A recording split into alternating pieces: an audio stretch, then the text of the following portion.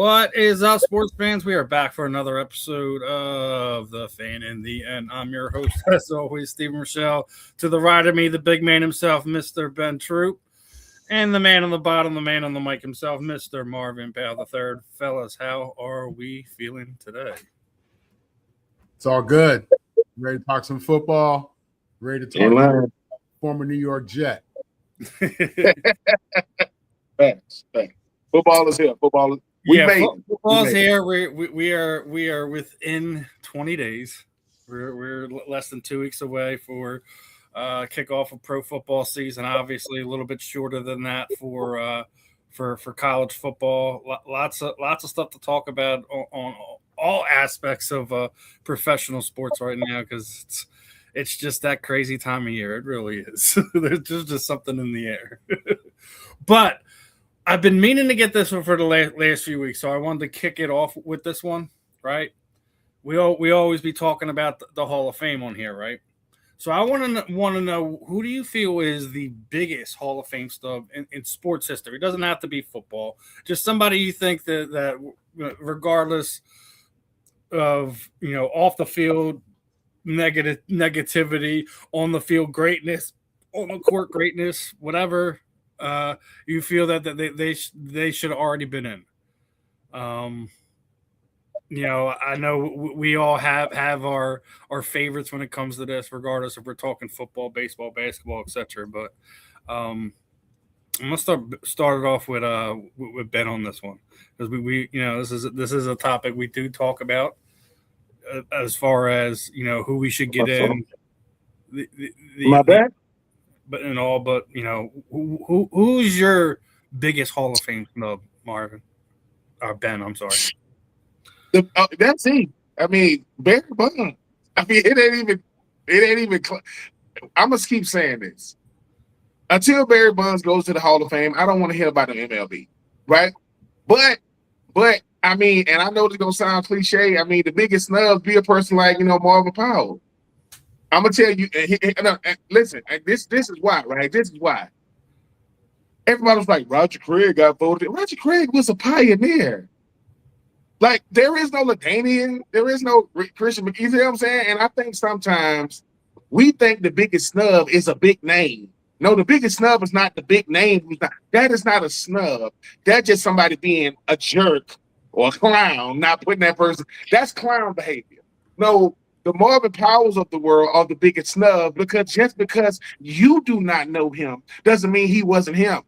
That is a snub. A snub is when somebody go, oh, okay, I think I know who you're going to say, Steven, and I think he played for the Eagles, because you always say him, right? And you're consistent with that. A snub to me is not a guy who was really, really good, who you think should have been in. A snub is somebody who you go and look at, you go, God dang, I didn't know he was like that. Yeah, he was. Just because I didn't know that he was him doesn't mean he wasn't him. He was him. He really, really was. But yeah, Barry Bonds is an easy one, but I think the Marvin Powells of the world opens the floodgates, because and here's the biggest snub. How many people can get in each year? What is a set number?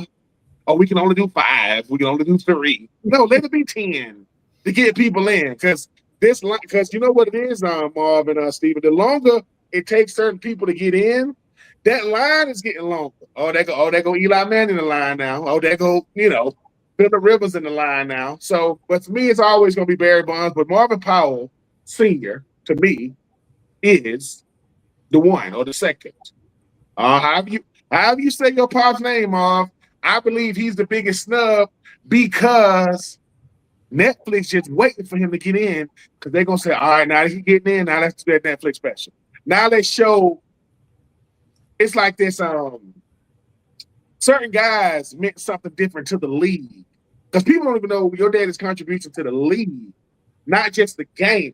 The league is away from football. The game is on the field. And I believe your dad meant so much to the game, right? So, I mean, like a Gene Upshaw. You know what I'm saying? Like those type of guys. So my biggest star to me is Marvin Powell, because like I say, the more I ain't tell you this, Marv, but a homie of mine, Max Starks or whatever, his dad played for Notre Dame. I never met his dad. Dad is a college football Hall of Famer. When I told him, I said, yeah, man, you ever heard of Marvin Powell? He said, from SC? He's like, yeah. He's like, what? He looking at me like, you don't? No, I know. He was like, yeah. And I said, you know, he in the hall, right? And he was like, he ain't in the hall? Because sometimes people think you already in. They go, he's not? So, yeah. Because I'm realizing what snubs really are now. Because nowadays with the Pro Bowl, you could be the 15th alternate and get to go. That's why Shedeur Sanders got to go. I love Shedeur. Shedeur is not a Hall of Fame in 2025. He got to go, and I'm not mad at him.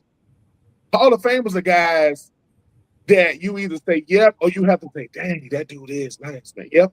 So, Marvin Powell, and like I said, Barry Bonds, until Barry Bonds is in, the MLB Hall of Fame is a joke. It is the biggest joke there is. What are we talking about?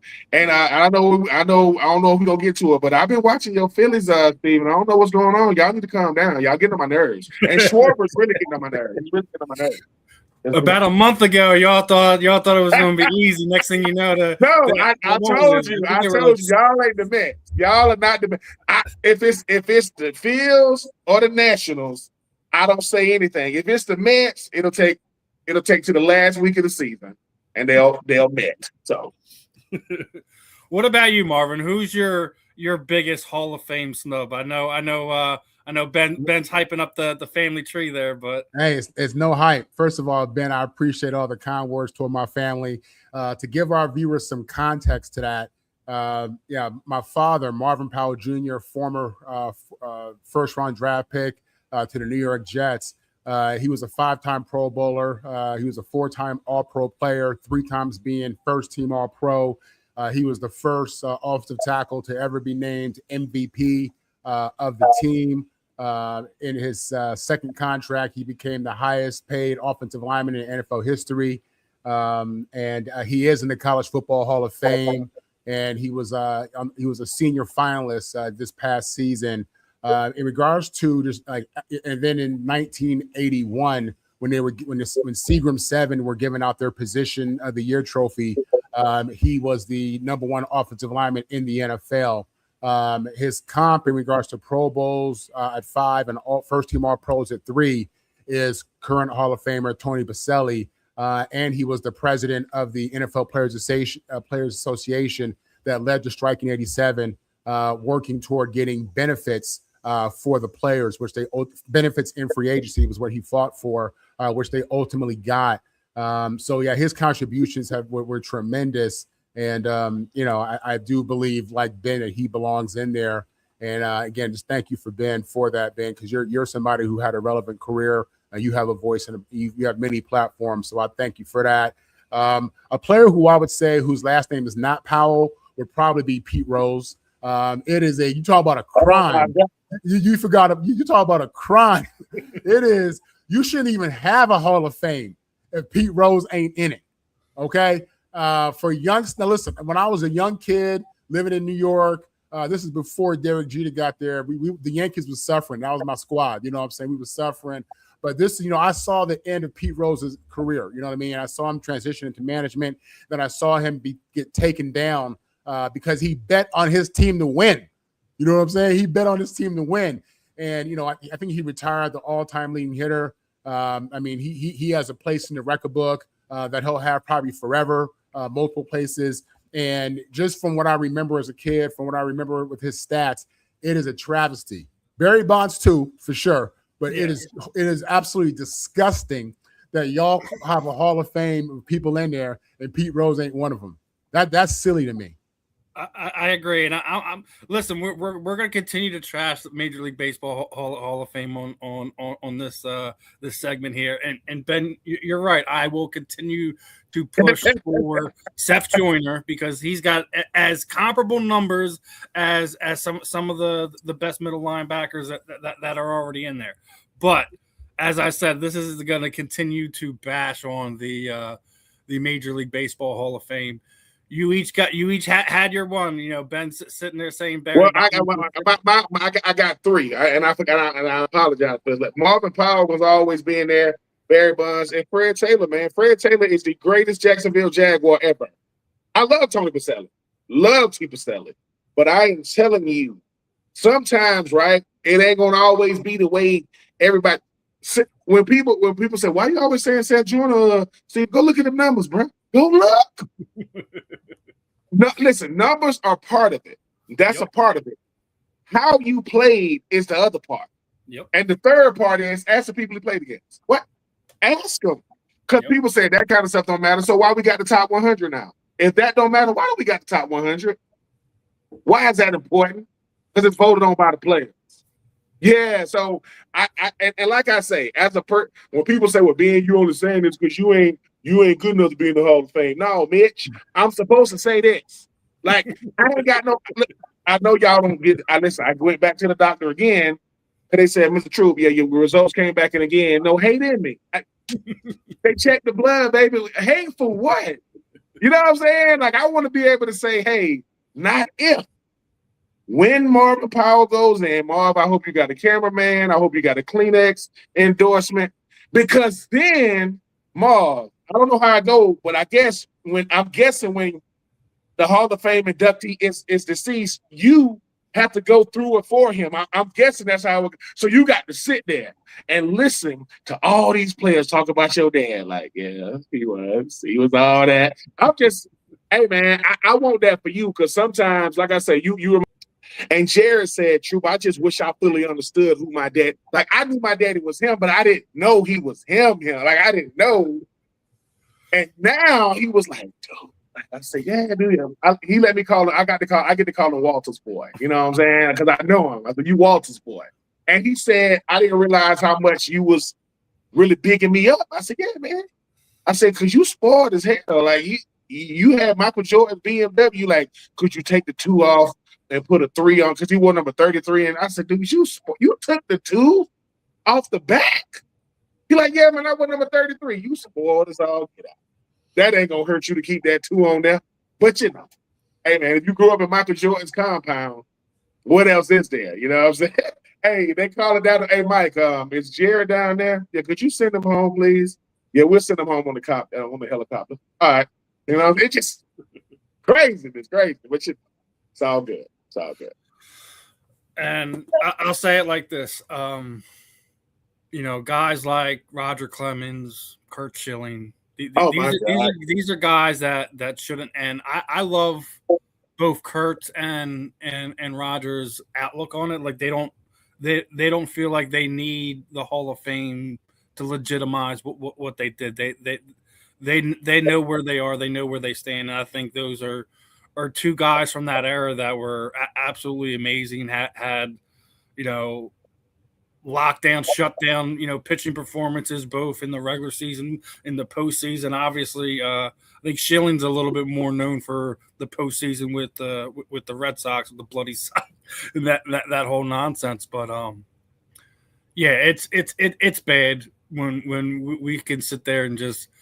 All 3 of us we're just bagging on and it's not like we're bagging on them. It's just like we know it's ridiculous that you keep these guys down, and we know how hard it is to get in. So we'll always push for the players that deserve to be there, and just it's unfortunate that we have to sit on here on these podcasts and on our soapboxes on social media and have these conversations when the Common Sense Committee that we are here on the South Florida Tribune, we all know where they belong.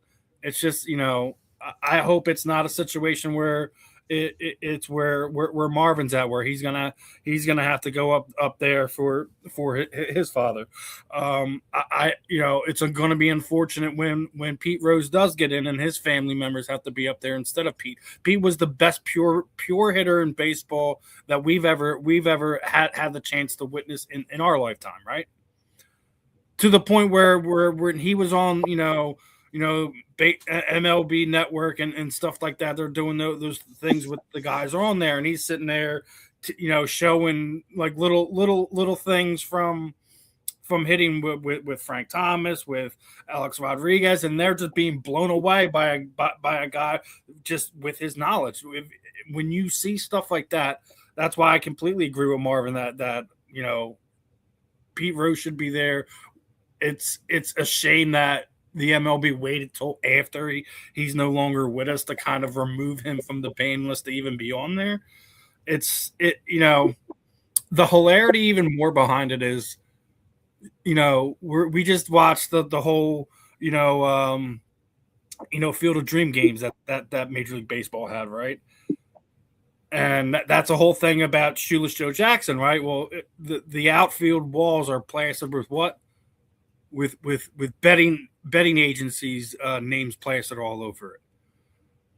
So the hypocrisy in Major League Baseball is knows no bounds in my opinion. But don't want to dwell on this too long. Hell, we could probably do a whole show on this, just breaking down some of the guys and girls who belong to be in there and all that. But we got a lot of other stuff to kind of get to. Again, another one I want to talk about last week. I don't know if you've seen it, but Slay's gonna be a CBS analyst on this upcoming season. We've seen him do great things here in Philadelphia and Detroit. Obviously, last year with Pittsburgh, rounding out his 13 seasons. Ben, do you see him doing this long term, or do you see him kind of fading into coaching at some point in time over the next few years? Because you already hear about how the kids here in Philly basically think of him as another coach, right?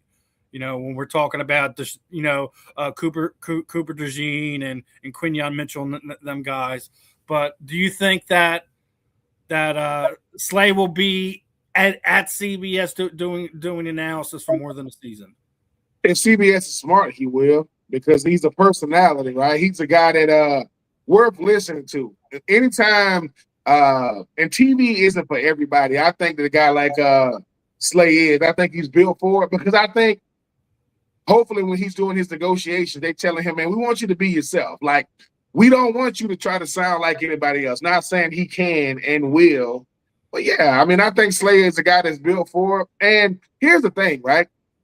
These are still very, very prestigious opportunities. Like, everybody, people say, oh, you just going to the booth. Everybody can't do that. Like, everybody can't just go in the booth and talk the game. Slay has really boosted his reputation by doing podcasts, and he's very, very relatable.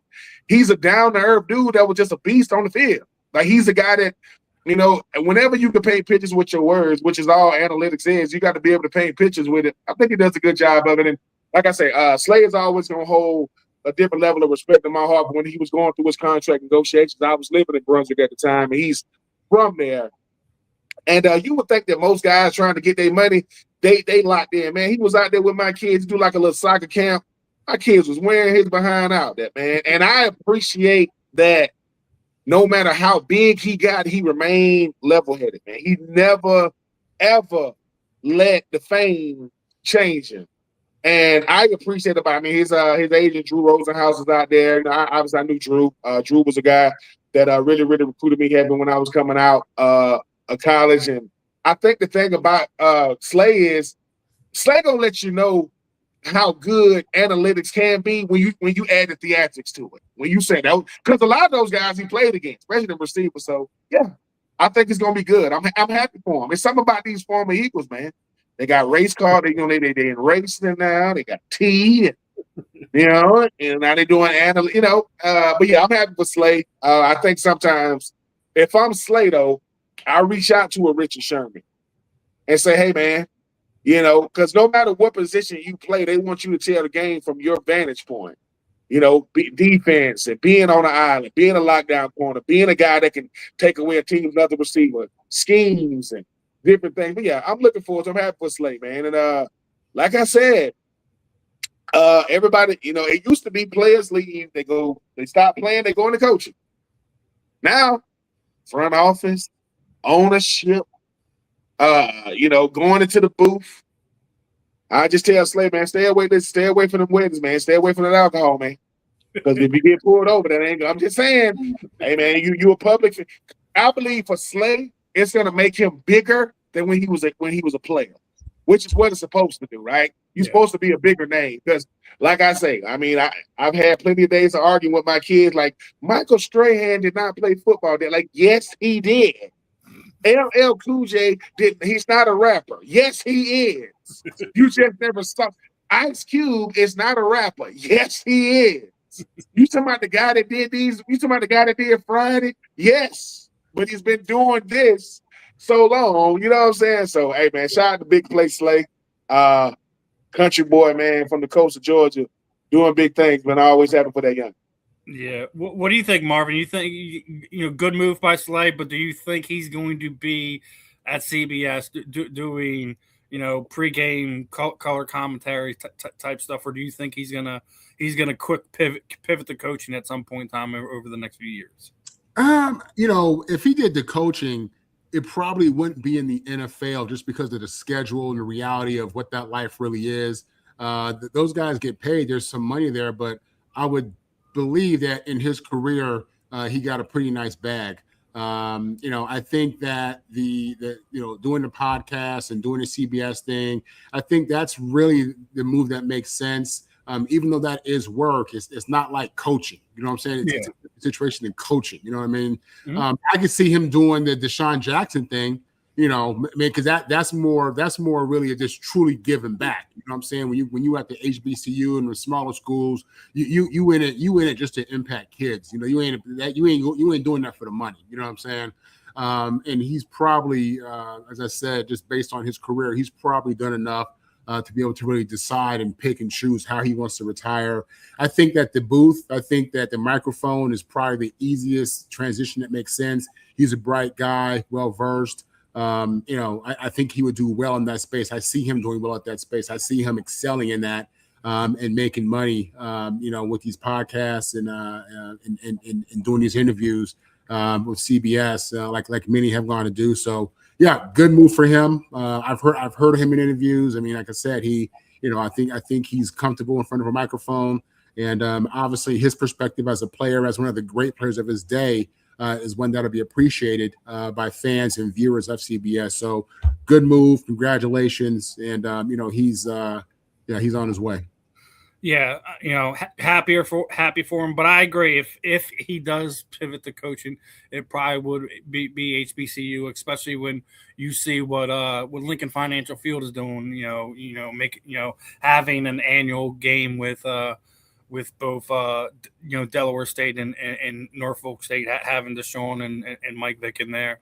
The fact that they're bringing more HBCU games to Lincoln Financial Field this coming season. I know they said they're doing one or two more outside of that one, and I wouldn't be surprised to see it, like you said, if he does pivot to go that way, especially with already having that relationship with Jeffrey Lowery and all that. So we'll see how it all goes, but I think he will shine in his role wherever he goes with CBS, and let's see what the future holds for him, because as you'd already said, smart guy, very comfortable behind the mic, knows what he's talking about, so just don't call him the D word.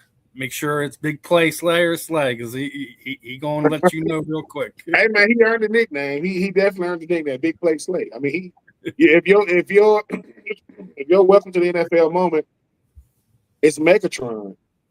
Yeah, you man, you've earned that Big Play, sir. You know what I'm saying? I mean, who you got every day? I got Megatron every day in practice. Yeah, crazy. Now we're gonna go to Cleveland, and the good, the bad, and the ugly. Let's start off with not the good, but something we've all seen coming. Obviously, Nick Chubb, decided he's gonna hang it up. Obviously, he's got two of the more horrific leg injuries that we've ever seen in pro sports. You gotta put up a warning when you put that up there, Lord. I gotta say though, let me ask you guys this: if he doesn't have those two serious injuries, one in college, one in pro, he's probably on an NFL roster right now, given some defensive coordinators, night sweats. If I think it's 100%. just the decline in his physical ability to be able to do the grind of an NFL season is why he retired this offseason. But Nick Chubb is definitely not somebody could just easily shake off and forget. I think Cleveland's going to have a hard time replacing him. They've had a hard time replacing him as to date, considering the fact that they got a lot of stuff to worry about over there. But definitely looking forward to seeing what the future holds for Nick. Marvin, your thoughts on the retirement, and do you think if he doesn't have those injuries that we're still seeing him on a roster this season? Yeah, Chubb was one of the best college running backs of his day when he came out of Georgia. When he was healthy in the NFL, he was one of the better running backs in the NFL. He's played at a high level at every level. The only thing that slowed him down and stopped him was injury. The human body wasn't made for football, man. And the fact that he was able to overcome so many serious injuries and come back strong and not just play in the NFL, play 8 years in the NFL. Okay, that's a long time, y'all. You know what I'm saying? Like when the average dude like me after 3 years is out, you know what I'm saying? So, thank God for sports science, because if he had played in the 60s and the 70s, he wouldn't have made it this far, man. But nowadays, you tear your ACL, your MCL, what used to be considered, I blew my knee out. Now they can fix that and you back in 6 to 9 months. You know what I'm saying? Seriously, that's just the value of living in the future in present day. And but no, he absolutely would be on a roster. That boy ran hard. He was an old school back. He ran. He was an old school player. He's 3 yards in a cloud of dust type of dude. And I enjoyed. I had a true appreciation for his physicality, the way he played, the way he finished runs. That kind of stuff means something to a blocking fullback like me. So man, congratulations on a great career, college and pro. Congratulations on making it to being a vested retired player in the NFL.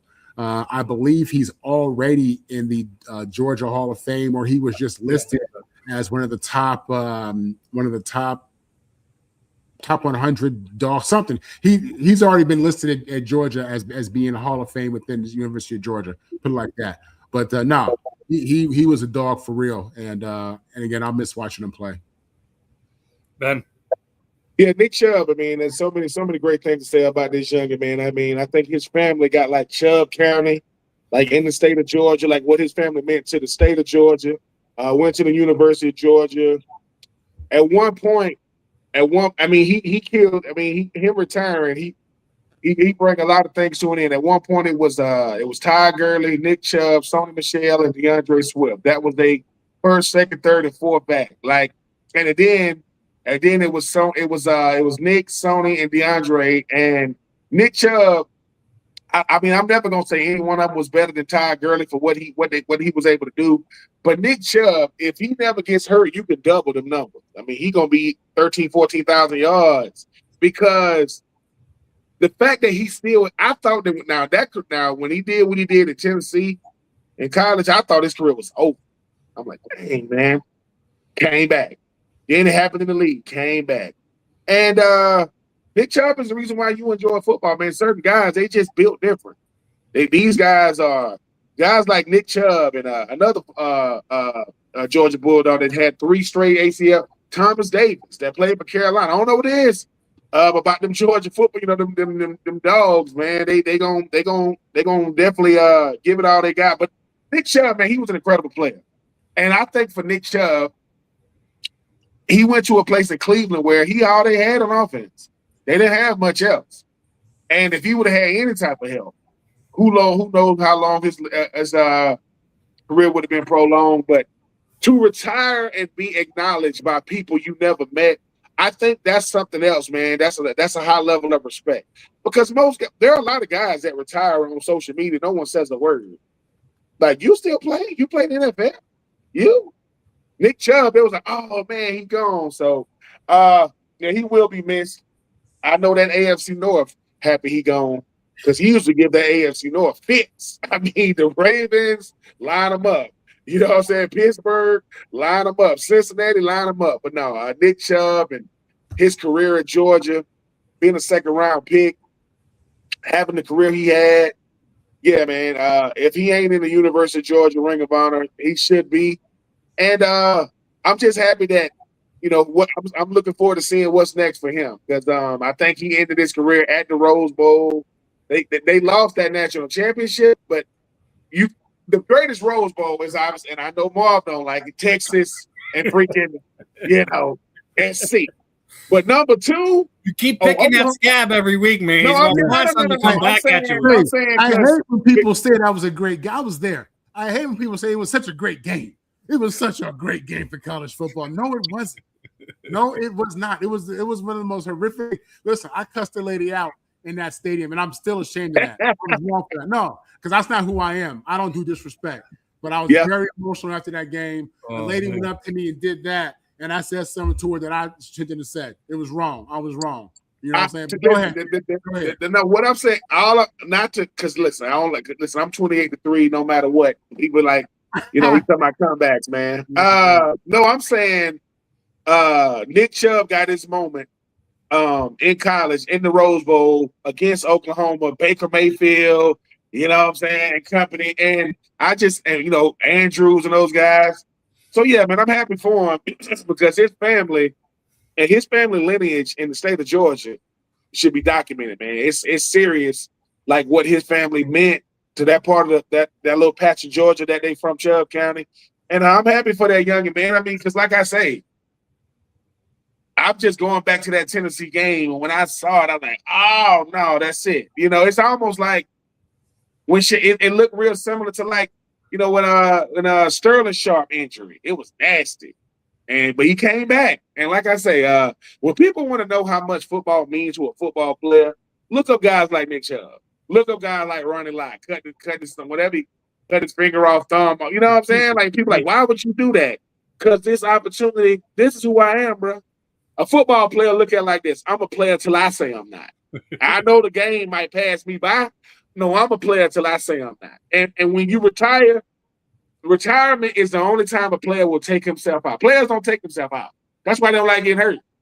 So when people go, how would you compare a football player when Kobe tore his Achilles and he still walked to the free throw line? That's how football players are. Hey, bro, let me walk off this field. I hate that freaking cart. I don't want to get dripped. If you put me on the cart, that means I can't walk. So with Nick Chubb, he said, hey, man. So when people say, why won't Cam Newton retire? Because Marvin, no, you never really retire. You got to move on. You got to go.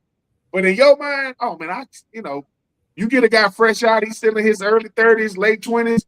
He said, I can still give you a couple of them now. I can still get at somebody. But then and then once you get in your late 30s, early 40s, early 50s, early 60s, you start saying, yeah, that's it. I mean, I hurt myself getting out of bed this morning. I don't know what I did. I might have moved too fast. I don't know. But congratulations, Nick Chubb, man. You had a hell of a career, sir. Looking forward to, just like a Darius Slay, looking forward to seeing what's next for him. Yeah, definitely looking forward to seeing next. And now, as far as Cleveland go, let's get into the bad and the ugly, right? Because, Cleveland did themselves a whole lot of disservice this weekend. It all revolves around Mr. Watson. Deshaun Watson, before they announced that he was the starting quarterback, hopped up, started the preseason game, looked terrible out there, and, went to do the post interview thing and basically saying he didn't like the fact that he was being booed. And, his comments was, I think the whole world knows it has nothing to do with performance, a little bit more personal than that, but I think it's a disrespectful thing. That's not the thing you want to do after a bad performance, regardless if you think it's about the performance or about some of the stuff that you've been involved in that's kept you off the field for the better part of the last 2 years, right? So so then the Cleveland Browns compound the whole thing by announcing that he's going to be the week 1 starter, right? Over Shedeur Sanders, over Dylan Gabriel. I get they have a lot of money tied up to that. I just think after that press conference that there's no way that I would have named him my starter. I don't care. management wise, whatever. There's no way that I would have had that's the guy that's going to lead our team into the 2027 season. No, I don't think so. Cleveland's in a lot of problems. We already know that. They need systemic help from top to bottom. Marvin, what are your thoughts on this? One, Deshaun's comments after the terrible preseason performance game, and then Cleveland turning around 3 days later and announcing him as the Week 1 starter. Yeah. Well, yeah, I saw the press conference. I saw it, and when I was watching it, I couldn't believe I was seeing what I was seeing, because that's what a meltdown looks like. Okay, that was a complete meltdown, and I hate it for Deshaun, because while I do think he got a little railroaded, and I won't get into the whole legal thing. Everybody knows what happened and has their perspective or has their thoughts on right or wrong, whatever it may be. But I think he just didn't handle it well, and I don't think he really understands accountability or like leadership. I don't think he understands the opportunity that you have when you're in front of that microphone to show remorse, to show accountability, to show growth. The biggest thing is to show gratitude, because you went through hell and you came out of it with a huge contract and a job. You know what I'm saying? And I just think he's missing it. You know what I'm saying? He's missing the opportunity to make amends and to show people, what redemption and remorse, what that kind of looks like from a leadership perspective. And I think he's up there playing too much of the victim game, to be honest with you. Again, especially considering after what happened, he still got a huge contract and a job. Okay. So I wasn't shocked that Cleveland made him the starter, because they got all that money in him. I get that perspective. Like, dude, we gave this dude $230 million. He gonna give me something. You know what I'm saying? I'm gonna get something out of it. You know what I'm saying?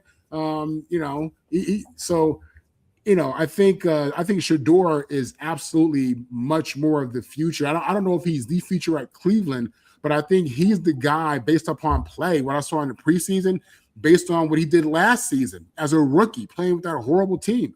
I think he's a guy that you invest in a little bit more time-wise. But again, I understand why they're starting Deshaun. They put so much money into him. I get that. From Deshaun's perspective, look, his teammates, football players, are taught to have tunnel vision and to focus and to leave the outside stuff on the outside. Honestly, I think he'll be fine with his teammates and everybody else. They all get it from the human side. And again, they're taught to focus.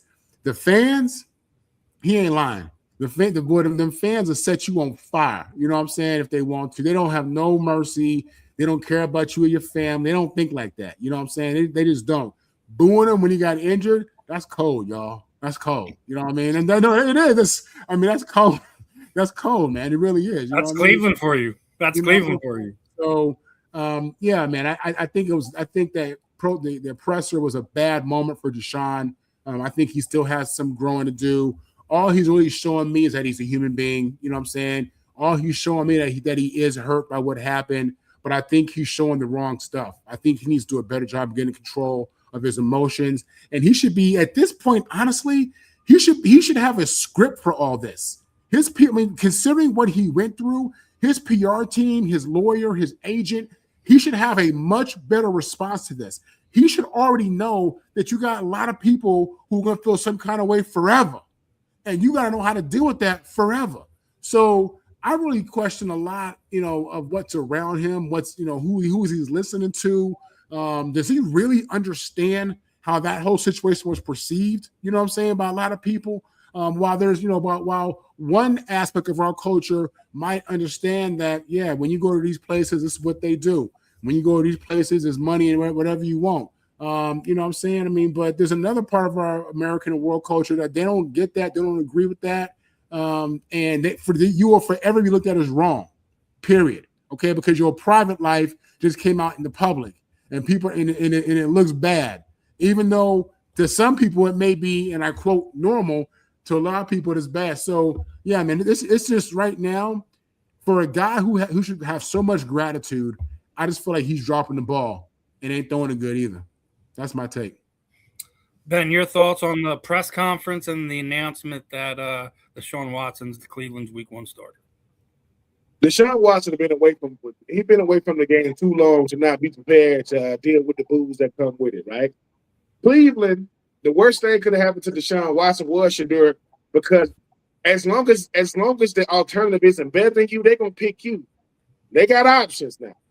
Dylan Gabriel still plays for Cleveland. No one even talks about Dylan Gabriel.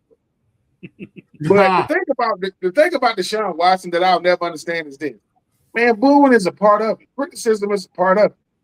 You got a fully guaranteed contract when you was hurt, going through country. David Myaletta, this dude one of the best in the game. He was able to get that with no evidence, no proof of what you were going to do. Now, I know what you had done at Houston, right? But you wasn't throwing to DeAndre Hopkins and Andre Johnson when you got over there to Cleveland. You had David and Njoku and those guys, right? And David and Njoku ain't even there anymore. Deshaun Watson fumbled his bag because all you got to do is say, look, I get it. Like people say, hey, do people say everything they believe when they're at a podium? No. But I'm a pro at the podium. Hey, I realize I'm not playing well. I realize the fans are just a reflection of what they want to see the best out of me. Not, man, it's disrespectful. Now, is it disrespectful? Yeah. It's disrespectful because it's Cleveland. What are you booing for? What do you expect to go out there? Cleveland hasn't had the one quarterback that took you to the playoffs. He's in Tampa now. Y'all done went through more quarterbacks than man, please. So I think now for Deshaun, you ain't got nowhere to go but down. If you thought they was booing before, you go out there and play how you probably gonna play. They're probably gonna boo again. But for Deshaun, this is what he's really saying. Dude, without that money, you're not starting. Without that contract, you are not starting. And they're probably gonna boo again. That doesn't I just for me, I just think that when you think about a guy like Deshaun Watson and what the player he was is gone. The player that Cleveland paid for, he ain't that either. He ain't that either. And you know what his biggest problem is gonna be? Your number one receiver is Jerry Jeudy. That's gonna be your problem. Because it's a lot of dysfunction that goes on in Cleveland. And sometimes a guy like Shedeur Sanders, he helps you not really see the dysfunction as dysfunction. Like, he helps you kind of, because it's still Cleveland, man. I mean, make no mistake about it. People say, what's the difference between Cleveland and Arizona? One's in the AFC, one's in the NFC, one wears brown, and the other wears red. It's not that much of a difference. But for Deshaun, Marvin, Steve, I will say this. Dude, you had one opportunity to win the fan base, and you threw them under the bus. I get it that they was booed. But you know why Steven really laughing at that? Have you ever seen have you ever been to an Eagles game? They will boo Eagles during the introduction. I've heard Donovan McNabb get booed. The only Eagle I've never heard get booed was Brian Dawkins. Everybody else, fair game. Brian Westbrook done got booed. Deshaun Watt Jackson done got booed. Shady done got booed. Michael Vick done got booed. Santa Claus got pelted. Santa Claus is never coming back to the link. But yeah, Deshaun, look, man, you make. I'm gonna say to Deshaun the same thing I said to Donovan McNabb. Dude, you make too much money, man, to care what people think. You know how much money you make, bro? You gonna make $46 million in things. Boo me. That's fine. Because if you haven't played football long enough, if you haven't got booed by the fans that root for you, they gonna boo you at a certain point. Everybody deals with it, right? But to say it's disrespectful, you know. Now, should they have cheered for? No, he's really pissed because they cheered for him when he got hurt, and they booed when he played. That's what he's really saying. But Deshaun, boy, you better try to win some games, boy. Because them boo birds, they coming out quick. They coming out second quarter, first drive, boo. Because Jerry Jeudy dropped the pass, or the O-line ain't that good, or Myles Garrett was like, that. This is what I'm trying to get away from. I'm trying to get away from the fact that we have fans in Cleveland with expectations to win. Since when? What? You expect to win? Yeah. Since when? So, Deshaun, look, I'll take your bank account now. I'll take the money. You can't hurt my feelings. I think we'll all take I guess, Marv, you getting 46 million of things. I'm like, hey, man, you know, It didn't go well tonight, it didn't go well today, and I get it. Fans out there booing, man, I'm gonna play better. They deserve better. I'm gonna give them better. Any other question, man? Because I got to get on this boat. Any other? All right. I'm not worried about it. Like, you know what I'm saying? I got to go. I got to go. Me and the missus about to go. I'm just saying, like, I mean, think about this. When you got the type of money that there's nothing that's in this world that you can't provide, or you got generational wealth type money, and it's his whole contract is guaranteed.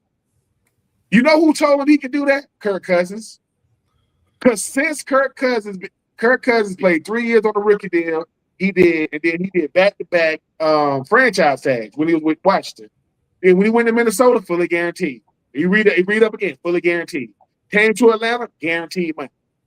If Kirk Cousins can do that, and he's still doing it, by the way, I just think that for a guy like Deshaun, I don't know what the Cleveland fan base is like, but you are one of the guys that is recognizable. I don't know. I couldn't tell you most of them guys that play.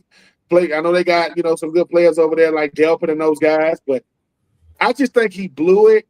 You let emotion make you forget you ain't that good. Ain't nothing wrong with being emotional now, but I want to be, if I'm emotional, but I'm a good player, it's different. Mm-hmm. But it's, what Deshaun Watson did? You know how like back in the day, somebody like jumping on you, right? And they funny, right? And everybody started laughing. And you pick that dude in the corner, like, hey, bro, what you laughing? That's what Deshaun did. Who you laughing at, bro? Like, everybody can laugh, but you can't. No, Deshaun, the joke's on you, partner, because you're gonna get some. You know what this really is? What nobody trying to trade for Deshaun? They wanted to get rid of that money. What? Deshaun Watson? No, we calling for Shador. No, we you know what I'm saying? No, I don't think he'll be on the team next year because I think there's an out clause where they can spread the money over 2 years and it ain't gonna really hurt them. But I think they're playing him to potentially try to deal him. I promise you that's the way I think it is. And also, what we'd already talked about, you gave him all that money, you got to get something. So I mean, I'm just saying, if Kevin Stefanski wasn't married to the if his wife wasn't a daughter of the dude who Deion threw the water on back in the day, he would have traded for Shador. Mm-hmm. Think about that. You got a Sanders back in Atlanta and playing quarterback. You talk about selling tickets, right? But that they don't make good decisions in Atlanta like that. And we do things like they don't do that. Slide on to the next one, and we just dealt with the bad of Deshaun Watson. Now we got to deal with the ugly of 49ers owner Jed York. Obviously, less than 6 hours after his divorce was finalized, he was arrested in Cleveland. I think everyone knows what he was arrested for now. We don't have to kind of dig into that. I just think it's weird. Don't you find it funny how media reports on these personal issues between athletes, how it differs when it's the ownership? There's a big difference. And look, everyone has their comments and taking their jabs at Jed at this point in time. And listen, man, I'm not gonna beat the guy up completely over it, but like, I think there's better ways to go about getting what he wanted to get accomplished than what he did. But there's a big difference on the way the media reports on ownership compared to athlete. And there couldn't even be more of an example of what we've seen this week. Jed is just one example. The other is Ed Oliver in Buffalo, right?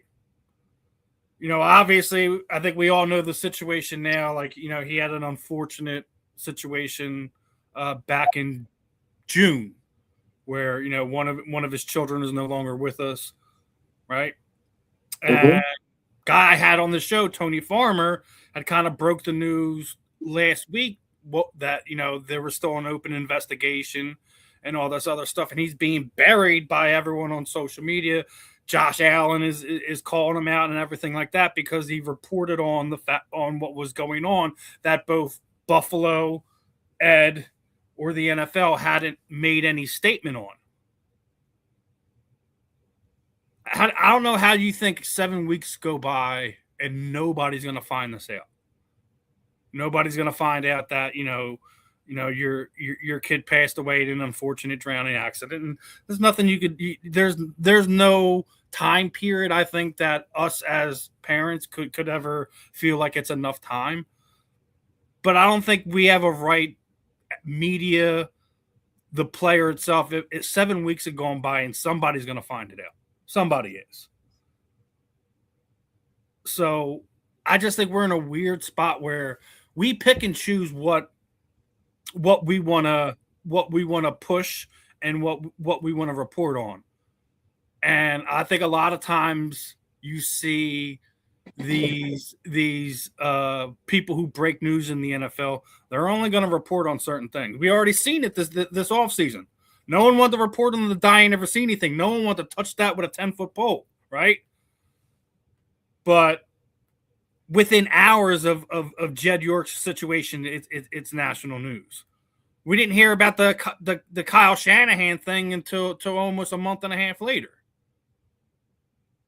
There's a big difference on what is reported between everything. I want to start off with Marvin on this one. What are your thoughts, man? I mean, obviously, Jed York's situation's a whole nother in a nutshell, but man, do the newsbreakers that are paid by the NFL or have access to certain teams, they really do pick and choose what they want to do, man. Yeah, I grew up in the day, Connie Chung, Dan, I think it was like Dan Rather, you know what I mean? Like, Walter Cronk, these old school cats, you know what I mean? You heard growing up, and it seemed like there was more objectivity back then. And, if it was news, you just said it, you know what I'm saying?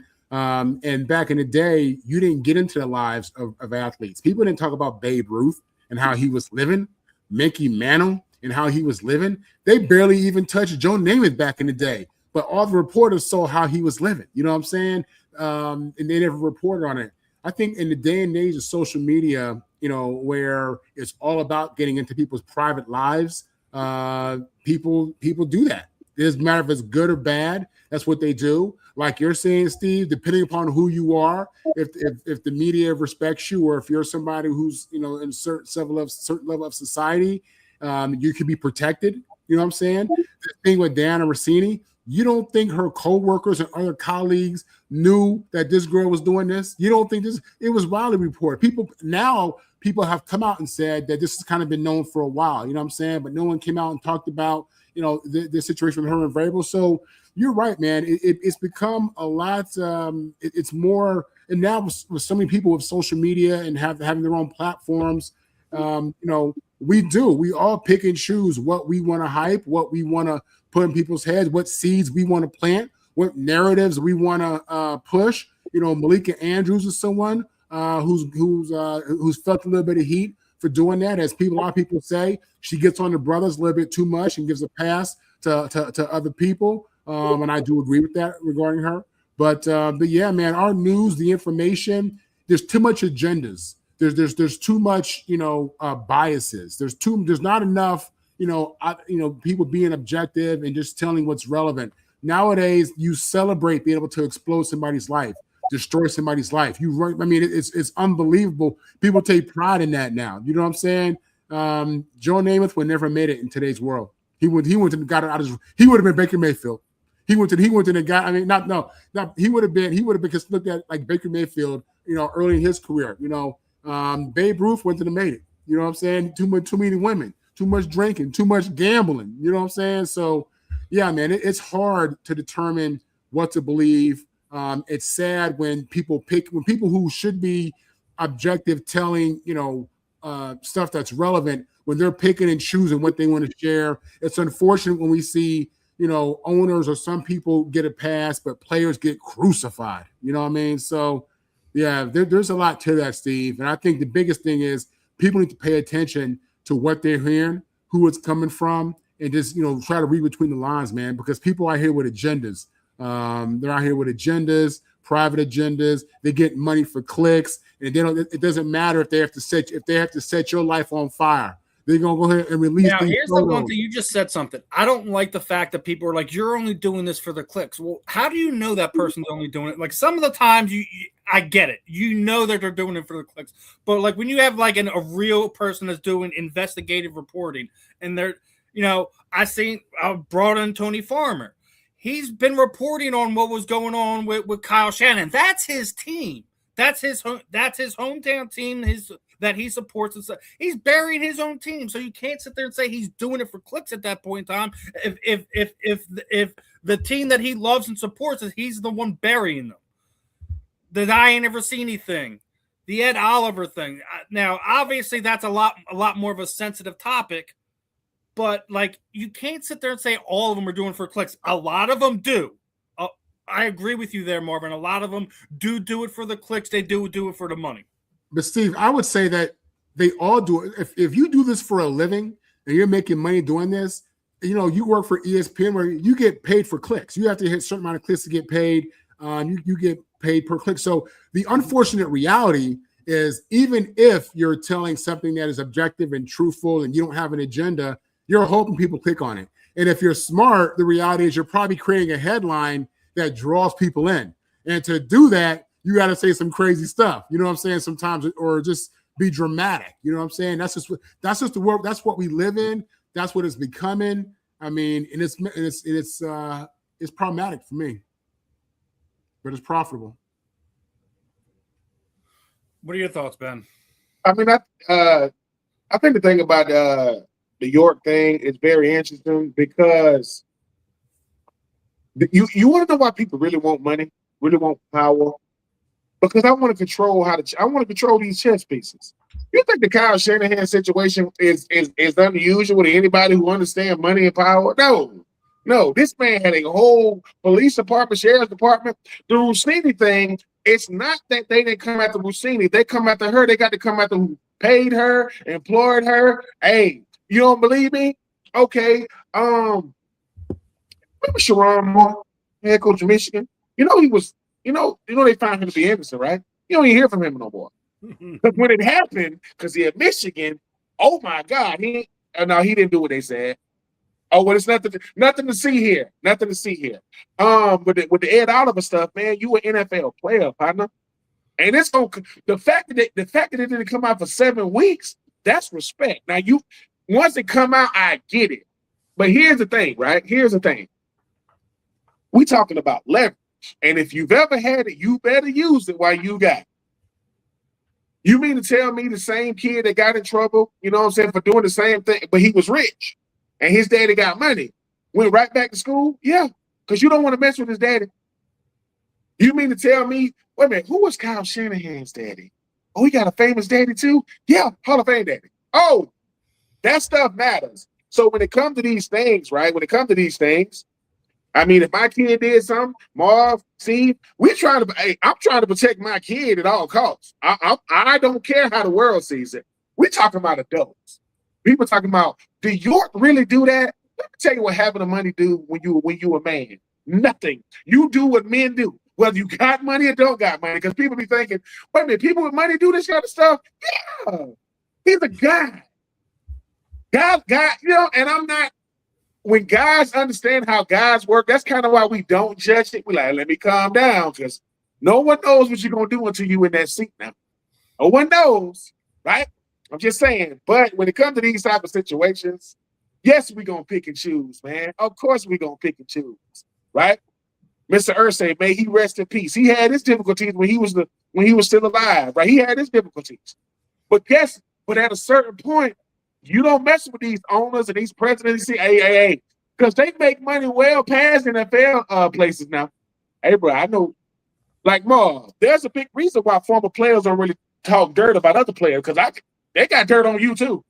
We don't open that can of worms, because you done forgot about some of the stuff you did, especially when you had that liquid courage. You can't remember where the hell you was at the next day. So let me leave that alone. But in these situations, people shouldn't be surprised. But I will say this. When that pendulum swing a little bit, and maybe the people in power start looking different, have a little melanin in their skin. They might be the opposite gender. Treated the same now. Because, see, sometimes I want to be treated good when I do bad. That's what we really talking about. Can you treat me good if I do bad? Can I sway you with my influence? Because everybody, look, people going to make mistakes, man, but it's not going to be even, right? You know how I know it ain't even? People forget all about what Ben Roethlisberger did when he was in Millersville, Georgia. They don't even talk about it, do it? It happened. They don't even talk about it. They don't even talk about it. Like he didn't do what he did, right? Because I'm going to keep saying this. It ain't what you say, it's who said it. It ain't what you do, it's who did it. Because ain't that what we say? You hear somebody say, this bad situation, hey man, who was it? Oh, for real? Depending on who they say or who did it, gonna let you know, oh, ain't nothing gonna happen. Why? Well, I mean, wrong is wrong, right? It depends. Bad is bad, right? It depends, right? Because it's like this. If we work at a big company and our boss did something, salacious or nefarious, depending on his position, we're going to be like, oh, man, and when he walk in, like, how you doing, sir? You ain't going to say a word because I'm trying to protect something. So I'm not surprised. It's just, even, look, you know what's crazy? Man, we are very, very, very, conditioned to hear the worst, see the worst, and go by that. You can drive by the worst accident. You say, oh, my God. Oh, look at that lady. You ain't stopping, though. I got to get to what? I got somewhere I got to go. You might see it on the news. Somebody car could be on fire. You go, yo, somebody need to help them. Why you driving? You ain't pulling over. What am I going to do? I got a fire extinguisher. So that's we watching fires happen in real time and wonder why ain't nothing. This is what it really is. Why ain't nothing happening to these powerful people? Why ain't nothing really? What can you do to a guy with millions of dollars? Fine him? Suspend him? Okay. I mean, Bud Adams, may he rest in peace, was my owner. He's the owner of the Titans. When I got drafted, man, he got fined like $250K for shooting a bird at freaking Bills fans. People are like, oh my God, I can't believe he would do that. People shoot birds all the time for nothing, right? And I think that we live in a world now to where this is what we really ain't saying. We want to see something bad happen to some of these people. We want to see them really feel it. That's not going to happen. Because guess what? If the person that's willing to discipline ain't got enough power to the person they're giving it to, or they going to get you for that. They're going to be like, oh, you really going to lock me up? Yeah. And like I say, and I'm not making this political, when the president of the United States had to surrender himself, he walked there, took the picture, and he ain't no cuffs on him. I said, I'm not, hey man, go put the cuffs on the president. Hell no, I'm not putting the cuffs on him. I'm not walking in there with him. And I'm just saying, so when people say, hey man, why do people want power? That's why. Because when you got power, you can sway stuff. The same person that was saying, get him, gonna be the same person saying, wait a minute. Wait. Like it was I can't remember the old head coach of Green Bay that had Brett Favre. Brett Favre throws a pick. He said, get him out. Before he said, wait. Let me calm down. Because that man powerful. How you gonna bitch Brett Favre? You see what I'm saying? So I'm not surprised, man. The Kyle Shanahan situation, a lot of people didn't realize how powerful Kyle Shanahan was. They know now. Oh, and to you young coaches that ain't got famous daddies, you can't do that. Who be at? Your daddy he ain't that famous. Don't try it. I'm just telling y'all, think about it. I'm just telling y'all, man, and it just happens, man. And the Rossini thing, listen, Aaron Rodgers try to go on there with he try to go Pat McAfee. He think he's saying something. You see that Pat McAfee didn't really fan that flame. Like, I can't really. Now I'm gonna let you say what you gonna say, Aaron, because you got your little. He his producer get Aaron Rodgers the hell off that freaking set. Hurry up. He tripping. But I'm telling you. So, you know what I'm saying? So, yeah, I would love to say I'm surprised, but I'm not, man. I'm going to give you one last example. There was a book that was supposed to come out. Remember when RG3 was talking all that stuff about Dan Snyder and how stuff is going? You don't even hear that no more, do you? That all went away. I got how he did me and John Gruden's brother and all the stuff that was going on. Dan Snyder sells a team. RG3 goes into the booth, and it never made it to Amazon Books, did it? Never made it to Barnes & Nobles, did it? Because they told RG3, listen, bro, you could put this book out, but your career is over. You better sell 1 million of. And I'm telling you, I'm not saying RG3 is wrong. He chose his career and whatever. But I was waiting on the book to come out. And so remember when John Gruden had all them emails on all that dirt? They got rid of John Gruden, and we never saw the emails. So once again, not to make it political, but people say, "Hey man, why didn't it come out?" Oh, that implicates a lot of people, boy. These emails, it's a lot of owners on them. That ain't coming out. That ain't coming out. So I'm not surprised, man. I hate to say it. I wish I had that type of power, man, that I could not so I can F up and not get in trouble, but kind of I am. I wish I could. Like, think about it. You know something about me. It's like this. And we all got family members, man. And I'm not making it like your sister, she getting into it with her husband. And she tell you, come over here because he saying all this, and then you don't go, and then she show up with him holding hands at the family reunion. You're like, what the? You see what I'm saying? It's like, stay out of it, people. Leave it alone. It happens. It happens, and I'm not surprised, though, man. I'm not. York, it's just the current person. But you know how they punish a guy like Antonio Brown? Make him wait to get in the Hall of Fame? Oh, they're going to make him wait. They're going to make him wait to get in. They're going to make AB wait. I'm just saying, man, I would love to say this stuff is, listen, Marvin Powell helps me understand life. Money do stuff to people, man. There was a song called Bands to Make Her Dance. He ain't talking about strippers. I'm telling you, he is not. Bands make people do all kind of stuff. And the same person that told you, hey, man, we going to get this dude. When he come back and say, man, let's calm down. Somebody gave him some of this. I'm waiting on my buyout. I'm waiting on somebody to pay me off.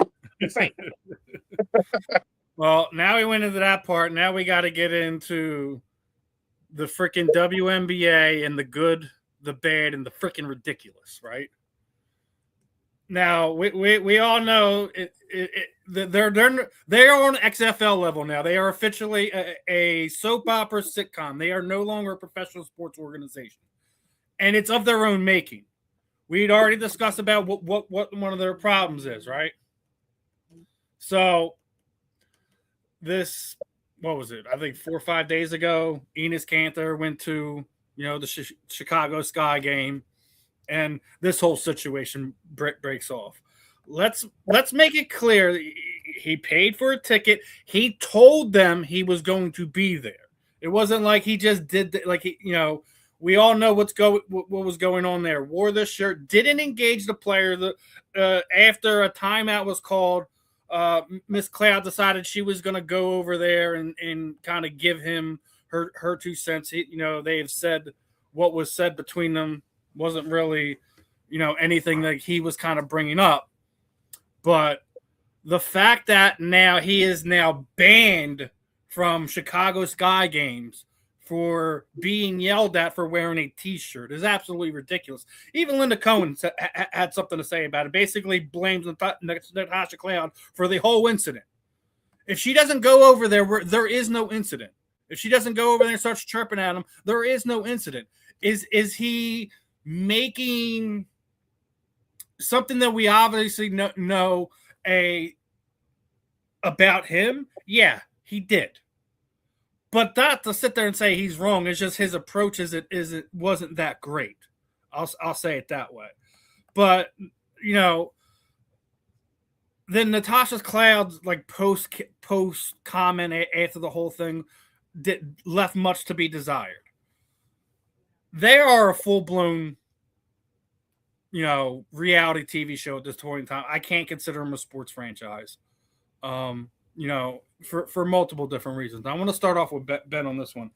Do you think Enes Kanter went about this the wrong way, and is he basically being punished for wearing a T-shirt at this point in time? I don't want to say he went about it the wrong way. I think that he misjudged the popularity of the WNBA. If this is the old WNBA, this don't even make the news, but this is the new WNBA, and he's helping them. He's helping the league by, number one, Ennis, you showing us that you wasn't that big of an NBA player because you taking a lot of interest in this, right? But number two, right? It's Marv. We talked about exposure and publicity, right?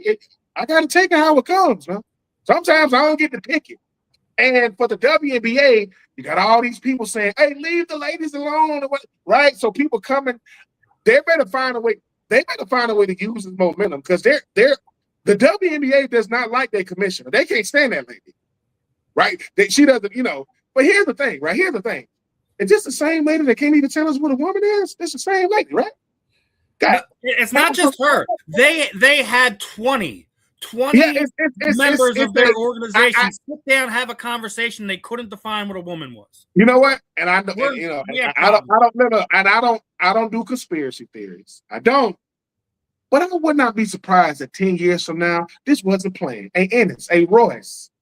Hey, man, we appreciate it, man. How y'all? Because we never know what these strategies are when it comes to it. But look, the WNBA, people talking about you. But I'm going to tell you what else about to happen. Football season is here. They better do something. They better do something. Because these Raiders finna go, it's finna go like that for a lot of sports not named college and NFL football. So, look, you better get all the Raiders you can. Because Florida State, not giving them pub, but they play on Saturday night, which means I think they might have a game on tomorrow night as far as like the official kickoff, week 0. So, if you are the WNBA, while you want to have counsels about what a woman is, you need to have counsels about strategy because people are talking about y'all. And it ain't just about Caitlin Clark or Angel Reese. They're talking about the WNBA. Find a way to use this. Now, I don't know what Ennis and Royce and them guys thought was going to happen. Yeah, because here's the thing. I'm going to keep saying this, and I'm not trying to make this an issue. Right? There are zero trans women in the WNBA. Zero. Like, zero. None. Right? There's zero last time I checked. Right?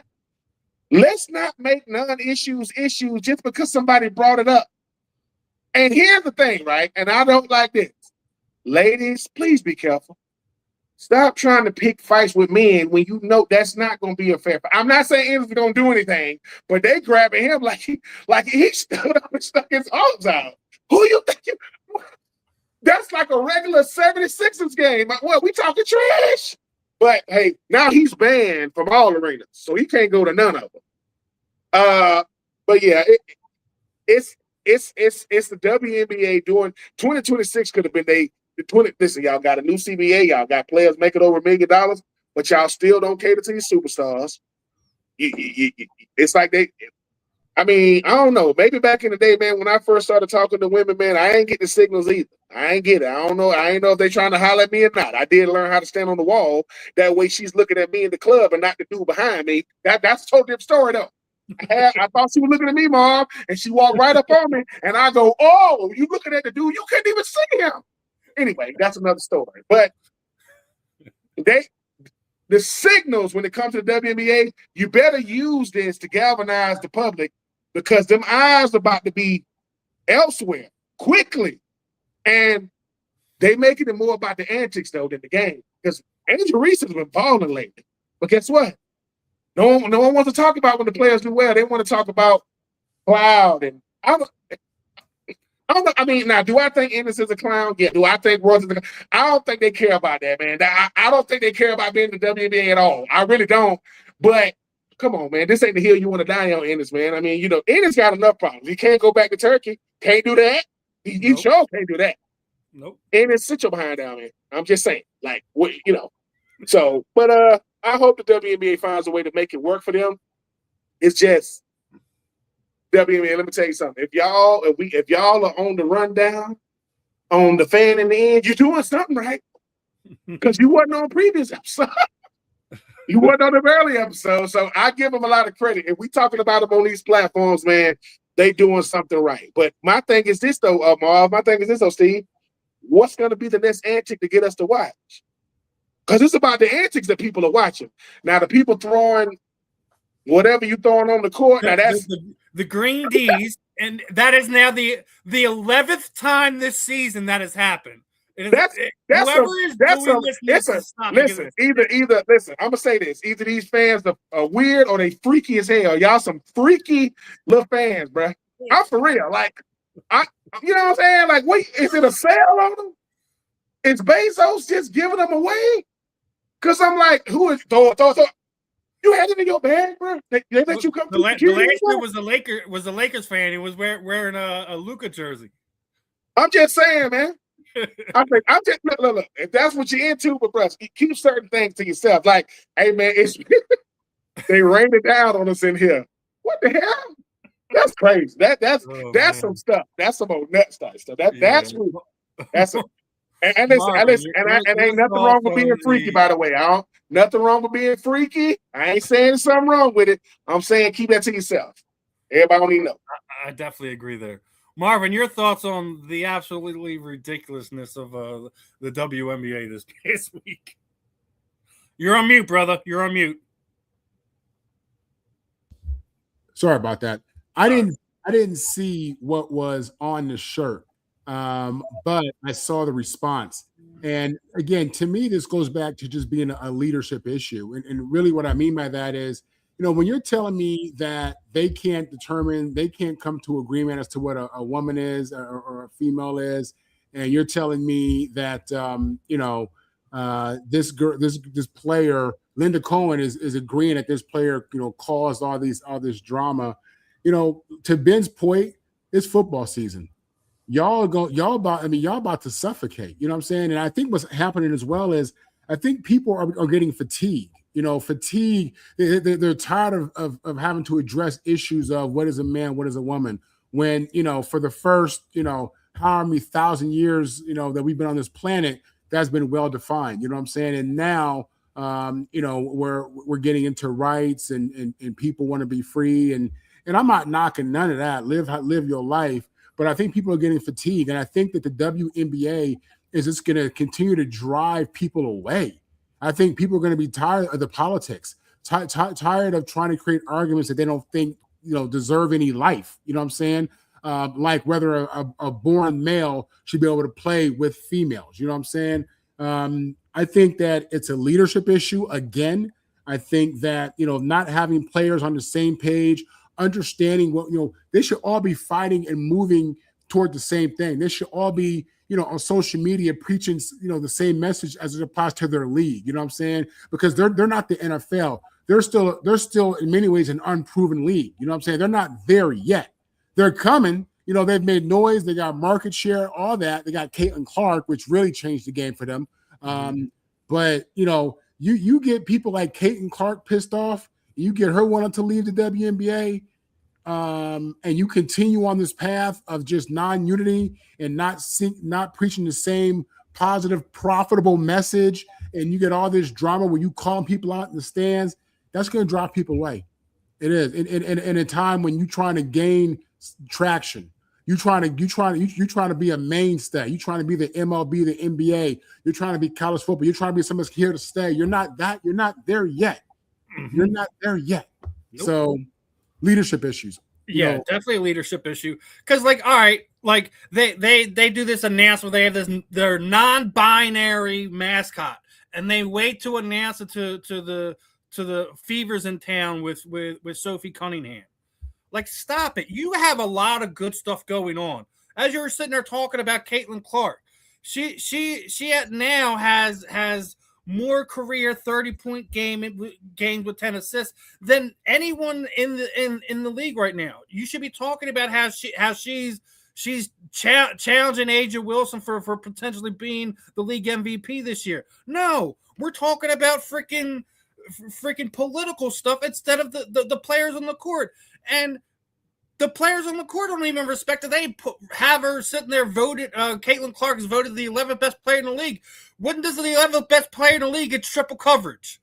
I have never seen that. That's something you do for some of the elite players in your league. So you don't. And as the bed point, that Angel Reese has been balling. She's been setting records. She had 26 rebounds the other night. Now, obviously, afterwards, she sticks her foot in her mouth, sitting there saying she's breaking NBA records. I don't know what NBA record you breaking. Rebounds. We got guys with 40 and 50 plus rebound games.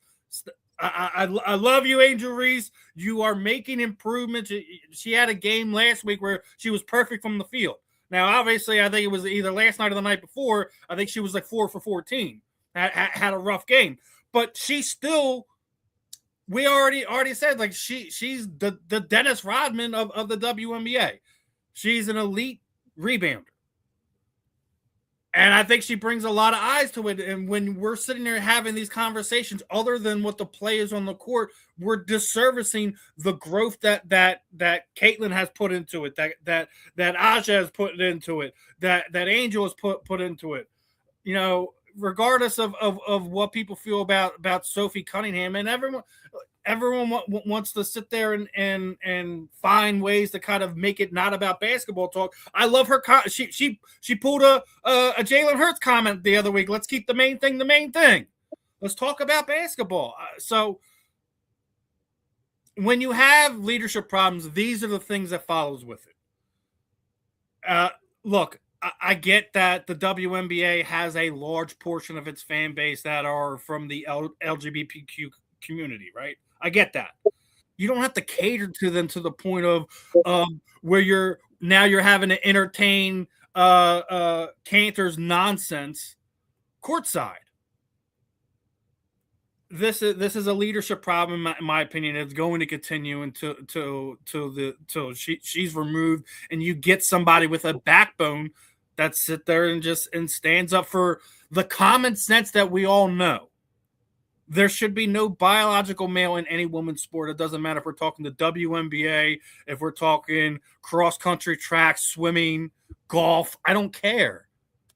It's a non-topic to talk about, but we have to talk about it because the WNBA won't stand on it.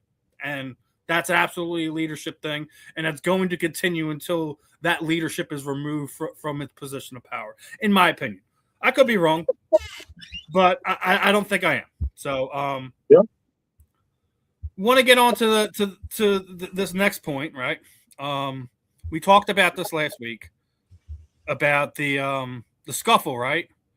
And we all kind of think this is a thing, but apparently the league is fining both the Saints and the Cowboys $500K for their little joint practice scuffle.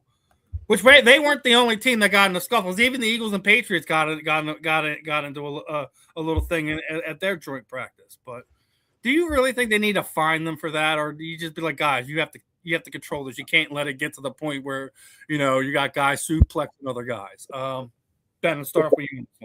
Yeah, I think the reason why they find these teams is because they're trying to find a way to get it out of the game. It's hard to get fighting out of the game, but a scuffle between two players is different than a full team. Because here's the thing, you don't really understand how bad it was until everything is settled. And then in the training room, you got a player going up to a trainer going, "Hey, I might have broke my hand." What? When? Man, when and let me say this. At a certain point, the NFL players need to know everything we do, everybody's going to do underneath college, high school, middle school, because they don't want to, and Marv, maybe I'm speaking for myself, high school, college, they don't want to play like you. They want to be you. They trying to dress like you.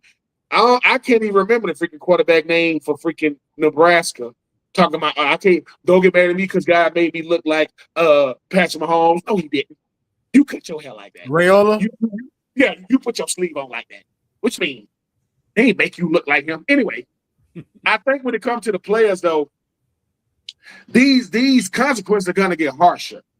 Because they said $500,000 to the team, but when they start sending out them FedEx letters to them players, you getting fined like it's a game in practice. Okay, then I'm gonna be like, boy, I'm gonna pull that right back. Because look, testosterone, man, it's at an all-time high. And logic is at an all-time low. I'm hot, I'm tired, I'm frustrated. You know what I'm saying? So I think it's hard to police, alpha males. It's hard to do it, but we're gonna have to police ourselves because let me tell you something. You work too hard to make your money, man. But here's what's laughable though. What is $500,000 doing to an NFL franchise? Like what is that? You know what I'm saying? So, but I think that it was so many this year. Like it's almost like every joint practice. I will say this though, it is hard. They always talk about the joint practice fights. Why don't they show the team fights? But that happens too. That definitely happens. But I just think that we live in such a sensationalized social media driven world that everything seems bigger than what it is. I know that Lewis Riddick came out and was saying a whole bunch of stuff about it. Sometimes fighting is a part of football as long as nobody gets injured and don't nobody break their hand. You know, I mean, that Steiner kid, he better put it in his daddy watching, but you better do what I taught you. You better do something. He right there. You know, so it happens. But I think they're going to try to police it more because sometimes the NFL players and teams don't understand how truly influential they are. Like, because people, oh my God, they're fighting. Well, is it a fight or is it a couple of bowls being thrown? Like, it ain't no scrap out there. It's a bunch of grabbing that face mask and pulling it. It ain't gonna, you know, so, but hopefully they'll get it together, man. $500K, you know, them owners gonna say, hey, man, I don't make money by paying money now. I make money by bringing it in. So let's keep it together. And like I say, as long as the quarterbacks ain't getting injured, now Patrick Mahomes is out. Oh, Joe Burrow is out. Lamar, please. They ain't worried about it. They ain't worried about it for real, but the league did whatever the little fun they added to it. Hey man, we got what a couple of 2-3 mil from these teams this year. All right. Cool. You know, they're gonna make it. They're gonna make it back in 2026. So what they made 25 bill last year, 25 billion, something stupid. Oh, what are your thoughts, Marvin? The fine between the Saints and Cowboys little joint practice scuffle. So I agree with everything Ben said. But one thing I'll add is I think the main reason they fine the teams is because they're anticipating at some point some type of action from a player gets hurt and he's fine. And now it's an unsafe working environment. Now it's something like that. You know what I mean? That comes back to the team, comes back to the NFL. And the NFL has to show that they've made attempts to try to clean this up. You know what I mean? So I think this is them just covering their ass, to be honest with you, because if these fights continue, which they will, then somebody is going to get hurt. And I haven't heard of a player ever really getting seriously hurt, something like that. But I mean, it's bound to happen. And with that comes litigation. With this comes evidence of, hey, we've been trying to get it out the game forever. So I just add that on top of what Ben said. Yeah, I mean, listen, you know, like I said, it's going to happen. I agree with you. It's the NFL kind of sitting there saying we're acknowledging this. You guys can't be doing this, and also prevent them from having any type of litigation thrown their way. But like I said, it's been an interesting off season for a bunch of different reasons. As I was talking about we were talking about the Eagles and Patriots joint practice, and there was a little bit of a scuffle going there, but I don't even think that was the bigger news because obviously Jalen and AJ I think had a absolute moment that was just, I think it was service for the fans. I don't we all know the AJ Brown situation by now. We've all talked about it. We've all discussed it. We've all broken it down. The fact that, they wait till the cameras are all around to sit down there and what looks like to, still have a bonding brotherly moment was just, I think, service for the fans. I think AJ's real problem with this is he hasn't actually addressed this. He's just, I'm moving on. We're doing this. We're doing that. I'll always have for. He's never really addressed what the actual issue was, why he wanted out. And I think that's why this thing still has oxygen.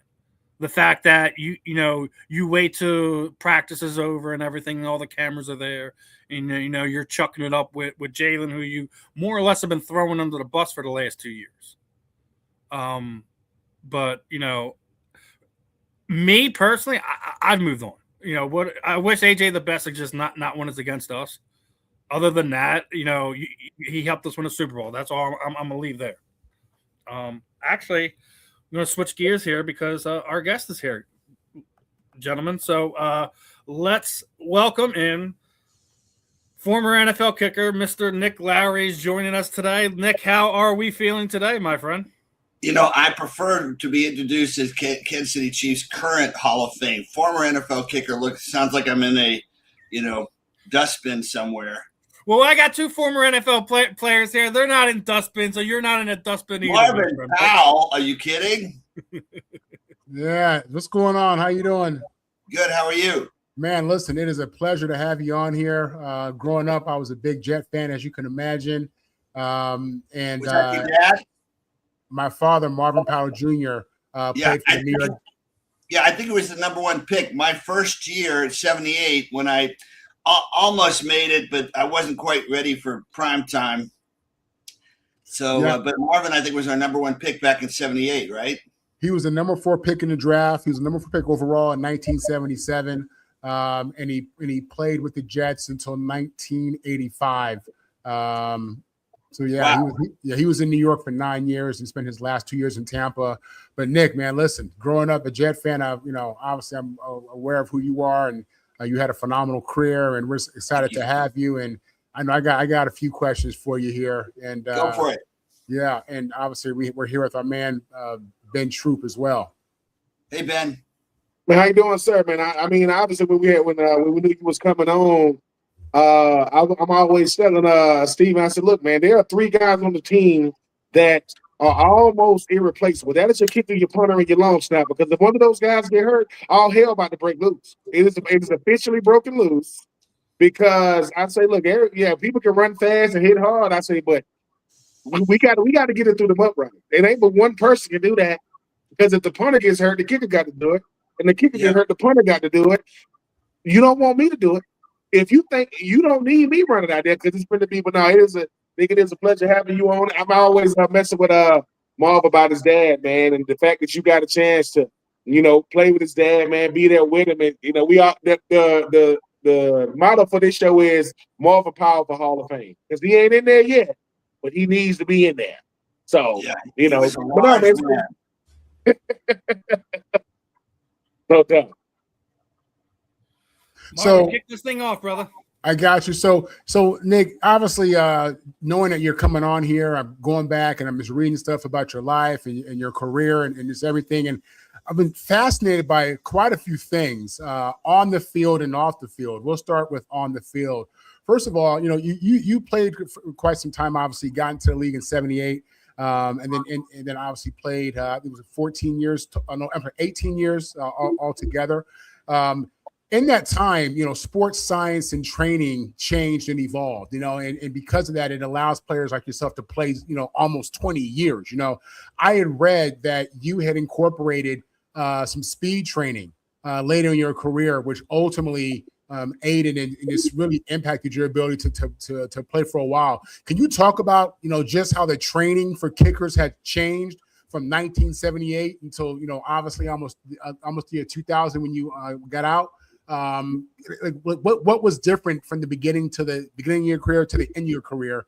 Marvin, we did a lot of dumb things back in the 80s. C.T. Hughley, nice guy, carried a third of a nuclear weapon on his back in Cambodia. And so he just believed that I should do everything the same as the offensive lineman. So I'm deadlifting 425 pounds and I'm squatting 400 pounds and my back is paying for it today for that. It probably helped in certain ways, but when you're weightlifting and getting really heavy weight, but you're losing, if you lose also when you gain supposedly strength on a bench or whatever, but you're also losing suppleness and range of motion and balance. And so it did, I still had a long career, but today there's much more training opportunities and options that customized to what your needs are. I mean, let's face it, mine was a skill position, not like your dad, 310 pounds. And, look how agile today's offensive linemen are. For instance, that when they talk about rumbling, stumbling, my friend Chris Berman, right, on Monday Night Football, there's not a lot of rumbling and stumbling anymore with offensive linemen. For me, I shifted. I had the best mile and a half team on the time on the team. I shifted away. I started to wear what were called power pants and stopped running so much distance, gained about 20 pounds, and power pants had weights in them. And then I would also run downhill sprints. And actually, from a standing start on a dirt track when I was 38, I ran a 10.28 and a 10.32, 100 yards, okay, but still not too bad for a 38-year-old. And those things do matter because kicking is not so much endurance, although you have to be able to kick maybe 100 kicks during a game on the sidelines and in the game. But it is a sprint. It is about explosion. But if you have explosiveness without balance, you're in trouble. So, training with a narrow set of goalposts, ballet, martial arts, everything that allowed me to maintain balance on one leg and extend, that's what any athlete needs. So I just shifted more and more towards those things that were customized to my position. And with that said, nowadays it's no big deal to see a kicker go out there and try to kick a 50-yard field goal. You know what I'm saying? That's just like the norm right now. Do you think that kickers, back in your day, could have done that if given the opportunity, or do you attribute that also just to the differences in conditioning and just the way we train today for kickers? Anybody that pays attention to the media today knows that they don't do a great job of researching or telling all the stories. It's just so obvious what's happened. I had 3 of the 5 longest field goals in NFL history by 1985. In 1983, I had the longest field goal in the history of the NFL in the first quarter against the world champion Redskins. It was the longest field goal ever in RFK Stadium, and 58 yards, just inside 59 yards. What's happened in the last 10 years? Jan Stenner was sitting next to me in the owner's suite on Chiefs Legends Weekend about 10, 12 years ago, and he goes, "Nick, you need to talk about this." I'm like, "Jan, you're already in the NFL Hall of Fame. I'm in the Chiefs Hall of Fame, but maybe you should say it." But the truth is, in the last 10 years, all you have to do, Marvin and Ben and Steve, is look at the average punt, the average net punt. They just suddenly jump 5 yards just out of the blue. And people don't, that many people don't change like that. And that was about 10, 12 years ago because they started to break in the ball. If you guys played baseball, when you had a new mitt, you had to put linseed oil into it so it would break it in. And so that added about 6, 7, 8 yards. And then Harrison Butker, who is an incredible kicker, he's kicked 2 58-yarders, 59-yarders, and a 69-yarder in the preseason already this year. Well, guess what? For the first time ever in the NFL, kickers can practice with their game balls for 3 weeks. And it's just ridiculous. So that adds 10 yards. So that's why suddenly, out of the blue, have these 69, 70-yard field goals. I'm not going to say that today's kickers aren't better, but frankly, I would have been doing pretty well too. I was kicking 87% in the 90s. 35 years ago, I was kicking 87%. I had 24 in a row in 90, 21 in a row in 91, 22 for 24 in 92, without those benefits. So today's kickers are amazing. Harrison Butker is incredible.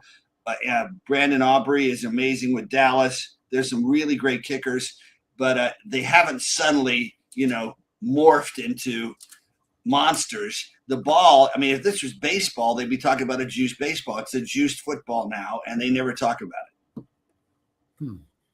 Wow.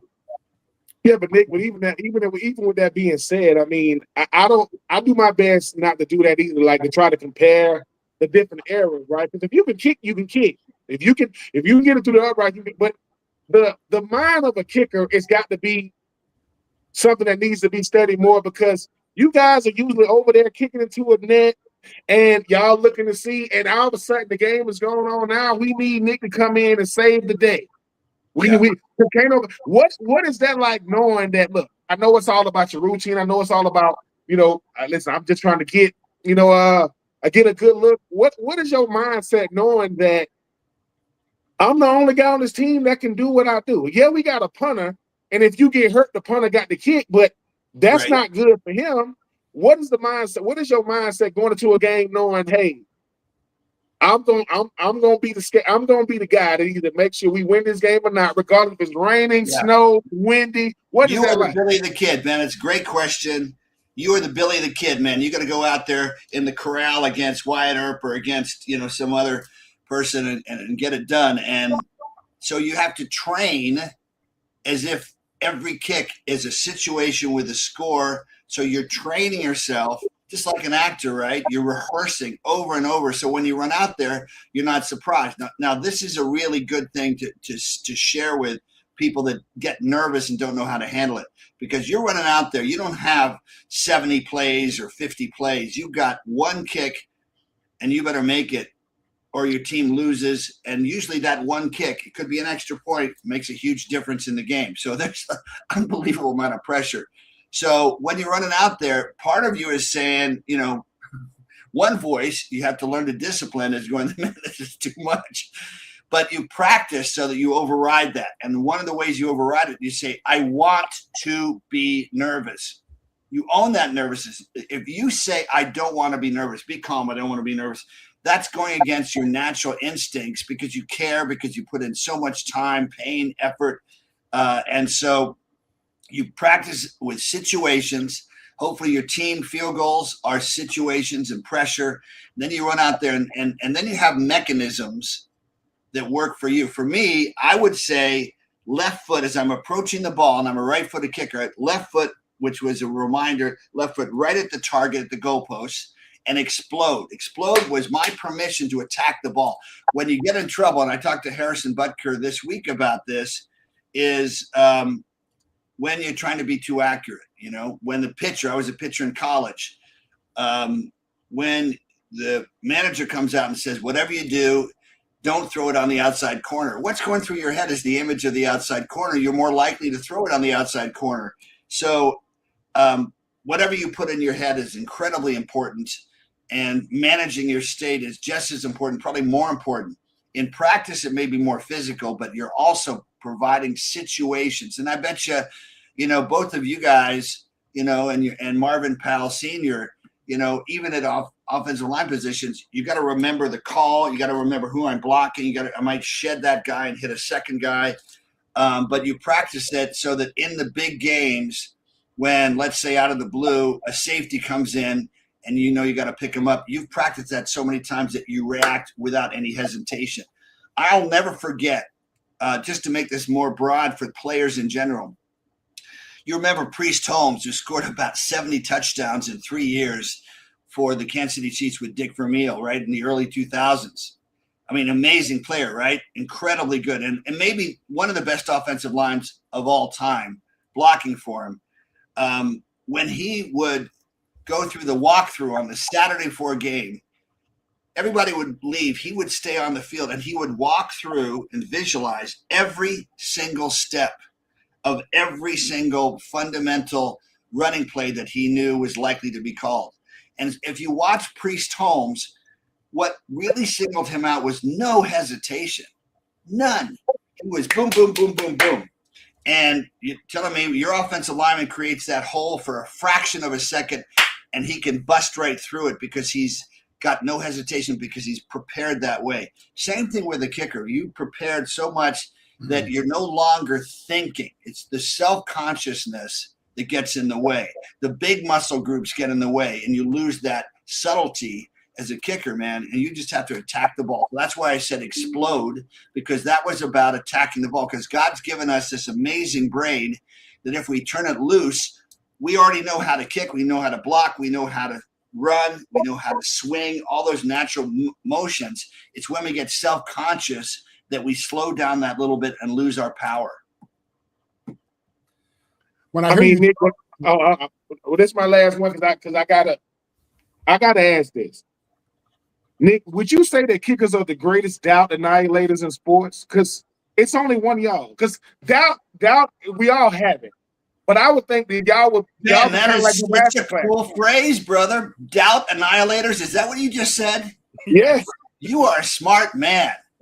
Well, If I was a head hold on, coach, I would have my wanted you wife on my is team. isn't here right now, but I'm gonna have to clip that part so my wife can hear. You compliment me being a smart man. What's your wife's name? Her name is Cheryl. My wife's name is Cheryl. Cheryl, you married a smart man. Hang on to this guy. Doubt annihilator. That is an incredible talent. Think about a guy named, Tom Brady. Think about my teammate for 2 years, Joe Montana. I'm talking about lack of hesitation with Priest Holmes. These guys prepared so incredibly well that they were ready, boom, because they'd eliminated doubt because they prepared that extra dimension past the average player. And when you've eliminated doubt, man, you're no longer questioning yourself, which creates that hesitation and that doubt. You are just going for it. And you're still human. God's made us human. We may be made in God's image, but we're also human. And we'll make mistakes. But, I'll argue that 24 field goals in a row, and then the next year, 21 in a row, 22 for 24, because I'd helped reduce very significantly the doubt. I was attacking the ball. I trained hard, man. I would start off, I'd ride the bike, and I'd have the guy stretch me. Then I'd run with those power pants. Then I'd do incline squats on a sled with 800-pound sets of 15. I did all that stuff. I ran downhill 100 yards, just to kind of stretch out and all that training. But by the way, while I'm training, my brain's thinking, man, this is going to make me more confident in the game. And every time you train that way, you're feeding the DNA, every little cell in your body with that confidence of preparation. So today's players, how many teams, you could define the great teams in the NFL as they can put together 4 quarters. Almost no team in the NFL puts together 4 quarters consistently. They'll be great in the first half. They'll be lousy in the first half and better in the second half. But the championship teams, they can put together 4 consecutive quarters, and that fourth quarter, man, they are on. And the Chiefs, in their glory days, I'm not sure about the glory days yet because I'm worried about our offensive line. And we don't have great physical wide receivers, but we'll still probably win 10 games this year, maybe make it in the playoffs if we stay healthy. But a couple years ago, man, there was no doubt. The training, Eric Bieniemy's back. He eliminates doubt. He makes sure that every player knows every inch of every pass pattern, the blocking, picking up the secondary guy coming around the corner when you're the fullback or when you're the running back, protecting your quarterback.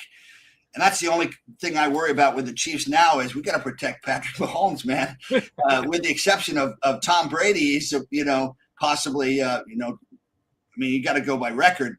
Those 2 guys are the best quarterbacks in the last 25 years. That is a great point. But we got a question from the chat room for you, Nick.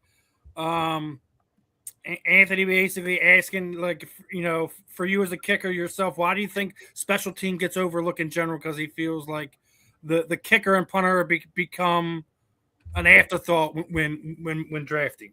Well, they're more drafting now of kickers and punters now. It's still not a lot. But I will tell you, since I've got 2 brilliant people besides you, Steve, asking great questions, I will define a great coach very quickly as not a great coach if he doesn't appreciate special teams, because every single special team is an exchange of field position or points, every single one. And there are more things that can go wrong because it's a wide open field when you're running down on a punt, which I did for one game against the Raiders when Brian Barker, a punter, had a separated shoulder. Man, that's a wide open field. There are lots of injuries. There are lots of missed blocks, wide open, spread out, not just right starting in there between the tackles. So special teams is pretty damn important. I had Marv Levy, who was already a very good coach for the Chiefs and had the courage to cut my idol, Jan Stenerud. And today even people don't remember that I beat out Jan Stenerud head-to-head. I didn't replace him. I had to outkick him in 107-degree heat. But the great coaches, Marv Levy, of course, goes on to a Hall of Fame career with Buffalo. He was not quite ready. And look at all the head coaches, by the way, that were good but not great in their first time. Bill Belichick with Cleveland, Pete Carroll with the Jets, poor guy, only 1 year there, and then did okay with the Patriots, and then did amazing with USC in Seattle. Marv Levy understood special teams and knew that I had just an edge over Jan Stenner, who, by the way, we're really good friends now. He didn't like me at first. Because, well, why would he? Because he'd played 13 years with the Chiefs, but he played 6 more years. He was still in the middle of his career, and he redoubled himself. So special teams is that edge. It's the easiest way to get a quick edge. Blocking a punt in 1986. Frank Gans, the greatest special teams coach of all time, whose son Frank Gans Jr. just died at 64. Really tragic. Both of them died younger than they should have. But Frank, we blocked 11 kicks. We had a guy named, remember Albert Lewis, one of the great, he should be in the Hall of Fame, by the way, one of the great athletes I've ever known, a very good friend. And man, his acceleration. And we would know exactly the details of every little inch to create space for Albert to run through and block kicks, including against the New England Patriots. And that's where special teams provides that little bit of an edge. And a block punt, another example. We're playing the Pittsburgh Steelers in the playoffs, had a bye week, 1994 playoffs in Kansas City, and we're down 24-10. Now, we do have Joe Montana, we do have Marcus Allen, we do have Derek Thomas, Neil Smith, and Nick Lowery, but it's not looking good. It's late it's in the beginning of the fourth quarter. We block a punt, and suddenly we're in field position, and we score. Now it's 24-17. And then we score a touchdown with, a minute left, tie it up. And then I'm lucky enough to be in a position, thanks to Joe Montana and Marcus Allen and J.J. Burden and Keith Cash and all the other great players on our team to kick the game-winning field goal. But it started with a block punt. A block punt or field goal will knock the confidence out of the other team. Another example against the Pittsburgh Steelers, ironically, in 1986-87, we had 179 yards offense to their 510. And we blocked a punt for a touchdown. Not only blocked it, but returned it for a touchdown. We blocked a field goal and returned it for a touchdown. We returned a kickoff for a touchdown. And then I kicked a 47-yard field goal, and we beat them 24-19 because of special teams. That's how important special teams can be. And by the way, have you ever heard of that all happening in one game? We had to win that game to make the playoffs. So special teams, long-winded answer, pretty damn important. If you pay attention to it, it shows whether you've got a head coach that's, frankly, a good head coach. Now, one thing I want to talk to you about, because we talk about Hall of Fame on here a lot. We just seen Adam Vinatieri inducted into the Hall of Fame. You mentioned your boy Jan there. Why is it? And now we know the NFL Hall of Fame is almost impossible to get into, but why do we only have 3 natural place kickers in the Hall of Fame right now? You have Jan, you have Morton. I'm a little biased, but when I retired, I was most accurate kicker in NFL history. I had the most 50-yarders in NFL history. I had the most games with 2 50-yarders in NFL history. I had the highest PAT percentage, 562 or 568 in NFL history. I kind of think that I'll go with you on that one. I think the problem with the Chiefs was in the 80s, we're not very good. In the 90s, thanks to Marty Schottenheimer and Carl Peterson, we were in the playoffs every year. But we never quite made the Super Bowl. If we'd made the Super Bowl, I think that would have changed things. But frankly, let's look at quarterbacks. They're all making 50, the good ones, 40, 50, 60 million. And what's overlooked is the kicker, who's not going to be calling the plays, not going to be, playing 70 plays. And yet somehow they're still held to that standard. What do they do in the Super Bowl? The way Jan Stenner kicked 3 field goals and deserved to be in the Super Bowl, the Hall of Fame, because he was the first dominant kicker. But I think maybe if I'd started with another team, I think maybe it kind of boggles people's brains that you had arguably the first 2 great kickers in the NFL who were on the same team. But you know what? I'm in the Chiefs Hall of Fame. I'm their all-time scorer. I'm blessed, and I'm not going to let myself get bitter about it. But I'm on my team. I definitely think I should be there too. I don't disagree with you there, Nick. One more I wanted to get before I let Marvin and Ben get another crack at you.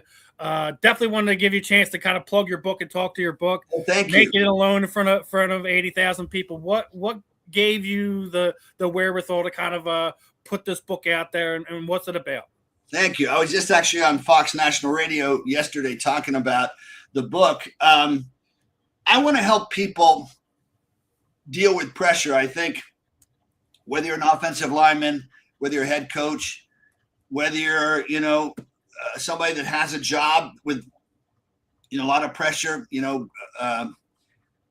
of the stats today is that 70% of the population is within 2 paychecks of being bankrupt, right?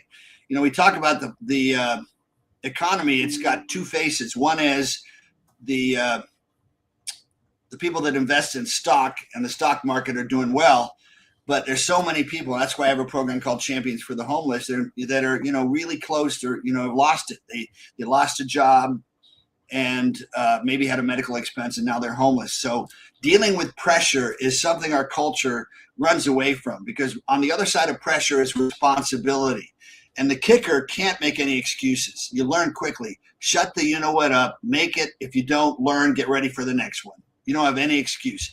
At other positions, it's harder to see, but as a kicker, it either goes through or it doesn't. And they can't say, well, it hit the upright. It still didn't go through. So I want to help people deal with that very difficult internal conversation, which is the most important conversation of all, with ourselves and with God. What's my purpose? What's my talent? How can I use my unique talents, whether I'm Ben Troupe or whether I'm Marvin Powell Jr. or Steve? How do I pronounce your last name? Is it Rychel? Rychel, like rye bread, shellfish. We all have pressure. Please, all of us have pressure in life. We all had adversity. God gave us adversity to teach us how to be better, to be closer to what our purpose is. And our purpose always is a higher purpose when we're connecting to helping other people as well on that journey we all go through. And when we realize that, we realize we're all connected. White, black, red. I do a lot of work with American Indians, natives, Asians, wherever, Hispanics. We're all the same, man. Give me a break. And also the other side of the story is success is pretty darn empty when you're on the mountaintop alone. When I kicked the game-winning field goal with Steve Largent holding, and there's a great story if you want, I'll tell you about that Pro Bowl back in 1982, because I'm an old dude. But I remember in the locker room afterwards, there were 17 Hall of Famers in that locker room, 17 future Hall of Famers. And and I get emotional every time I tell this story, as soon as they started to leave the locker room, I'm like, what now? Who am I going to have dinner with? I got my buddy Bob Grupp, who was a Pro Bowl punter for a year and great guy, but not my mom and dad, not my friends, et cetera. And I resolved then, this feels empty. But if I make the Pro Bowl again, I'm inviting my friends. I'm including my family, my friends. And I kicked 2 more game-winning field goals in the Pro Bowl in the 90s. And I got to share it with, implacable enemies from the Buffalo Bills and San Diego Chargers and the Pittsburgh Steelers, all those guys. But most importantly, I had my mom and dad in the front row watching. I had dinner with them the night after the game. I had breakfast with them the day after the game. And I have pictures. Here's one of them with my mom and dad in Hawaii. And my mom never smiled. She was a very proper British lady. You can see that big smile. Those are the memories that make life worth living, right?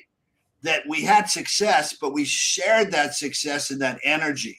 And when we make our goals in life, and that's what the book's about, make sure your goals include, I'm going to share this with as many people as I can, because that is the juice of life that always keeps on giving. All right, let's go. Ben here. I know he's got to get going. He's up against it. He's got some personal stuff going on. So go ahead, Ben. You're on mute, brother. You're on mute. Ben, you're on mute. Ben, you're on mute. Ben. Ben. We want to hear your voice. Ben, you're on mute. Oh, I thought I had pushed Ben. My fault. And I like said, it ain't appreciate it. It ain't every day, nigga, I get to sit down with the son of a future Hall of Famer and a future Hall of Famer. You already got Kansas City. What is that gonna be like for you though? Because I done read up on you. I mean, your dad in World War II, what your mom had to do. You going to Dartmouth and I mean, you and Marvin are going to be on Netflix specials, but what is it going to be like for you when everything you've done, Nick, you get that knock on the door and they say, "Welcome to the Football Hall of Fame"?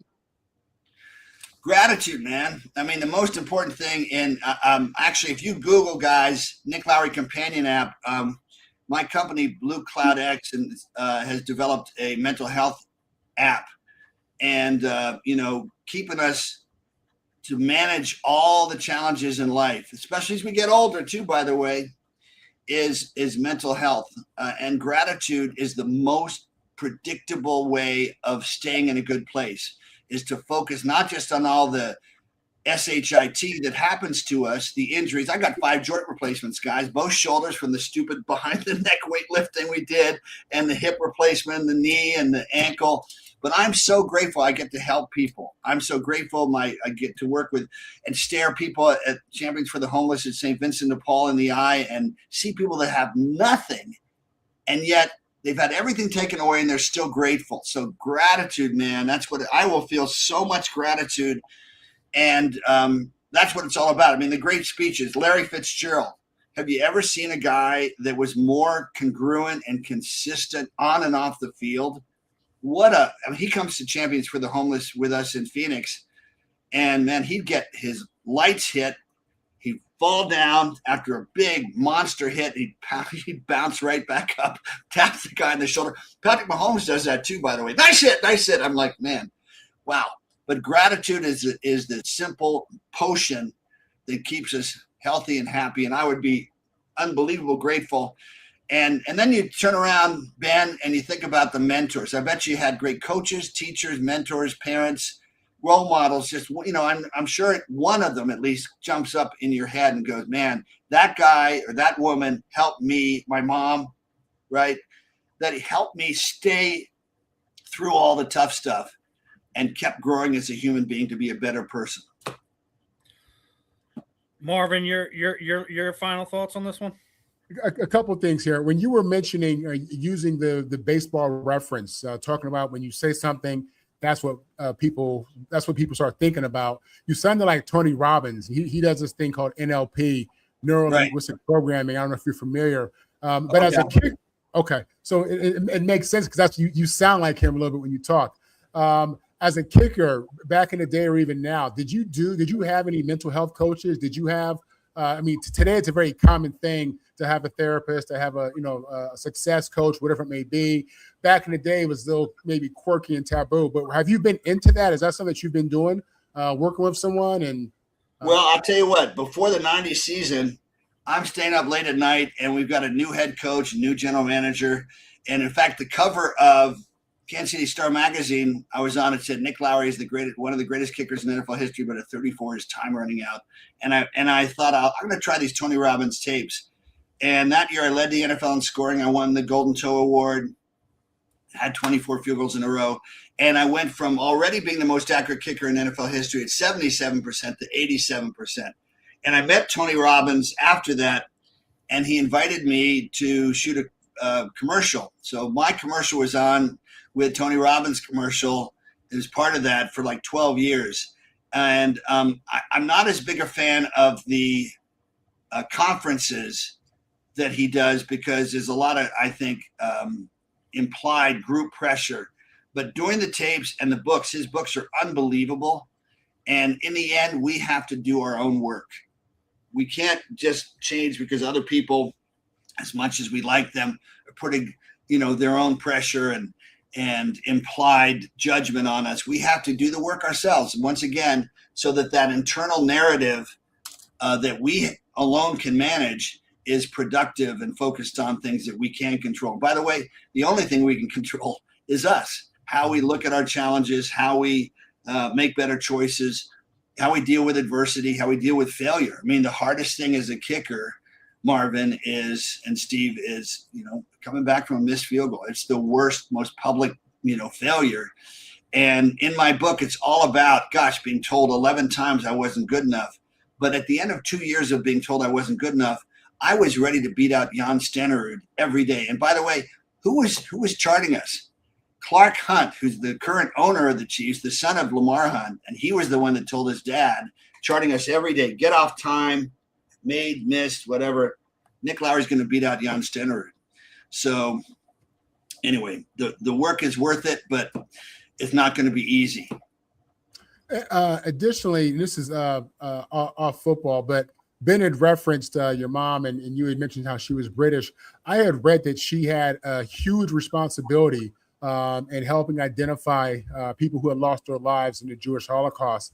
Yeah. Can you speak on that a little bit and give our listeners a chance? Thank you for bringing that up, man. Yeah. Woo. You know, when we think about the influence of our parents, it's not just verbal, you know. My mother never talked about it, and I had to find out from Father David McElhenney, who had been the Episcopal student chaplain at Dartmouth. He was a PhD candidate at Oxford about 20 years after my mom went to Oxford. My mother was in the first full class of women at Oxford. By the way, back then, the women had to be honor students. And she was an expert. She spoke literally the best German in England. She was in the Women's Royal Navy and the intelligence officers. And if you follow the history of World War II, Bletchley was the center where they decoded German codes and messages to predict German attacks. And at the end of the war, I knew that she'd been sent to Berlin and Minden, just outside Berlin, to question Hitler's record keepers. So imagine that, right? Those guys had all lost family members and friends, and Berlin is on 20 feet of rubble. All the buildings are blown up by the Americans and the British and the Russians. And yet she said they were falling over themselves to give her, you know, all the information she needed. But what she didn't tell us, and Father McElhenney told me 10 years after she died, because she didn't want us to know, that she'd been sent before the end of the war, about a month earlier, 6 weeks earlier, to Dachau, which is just outside Munich, which is one of the worst of, they were all awful. Awful's doesn't even do it justice, of the Holocaust, of the concentration camps. And she had to document them, you know, with a photographer and filming. And then to compound that, spent a year and a half in London presenting about it to unbelieving audiences. And she was crushed that so many people, because they'd kept this secret, you know, there was, if you really thought about it, you go, well, what do you think's going to happen? The Germans call it the final solution. But she just didn't want to share that incredible dark energy of the worst things that mankind has ever done. And mankind's done a lot of bad things, and, you know, witness what we did with the American Indians here and with slavery, etc. But she kept that secret. And I think that was what Tom Brokaw talked about in his book, The Greatest Generation. When you fought that hard, my dad was a reconnaissance pilot for General Patton, flying over Germany the last 6 months of the war at 3,000 feet in an unarmored Piper Cub. When you've risked your life, when you have experienced, you know, London bombing, you know, losing friends, losing family, you don't want to you fought for a reason. You fought for freedom. You fought for a life that you're living in now, in the 50s and 60s, as they built after the war. And you don't bring that dark energy. And so mom didn't, my dad didn't, they never shared it with us.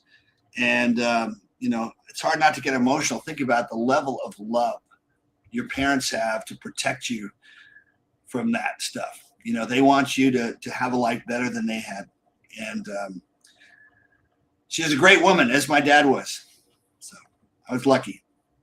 I'll tell you what, as somebody who absolutely believes that gratitude is one of the probably the greatest pillar of leadership, you express a lot of it, man. So it's obvious to me that you live a life of gratitude, Nick. I can just tell by your tone, your energy. It's, you know, it's very genuine. And this is my first time, obviously, ever interacting with you, and I feel that. Last question here. You had referenced Steve Largent holding.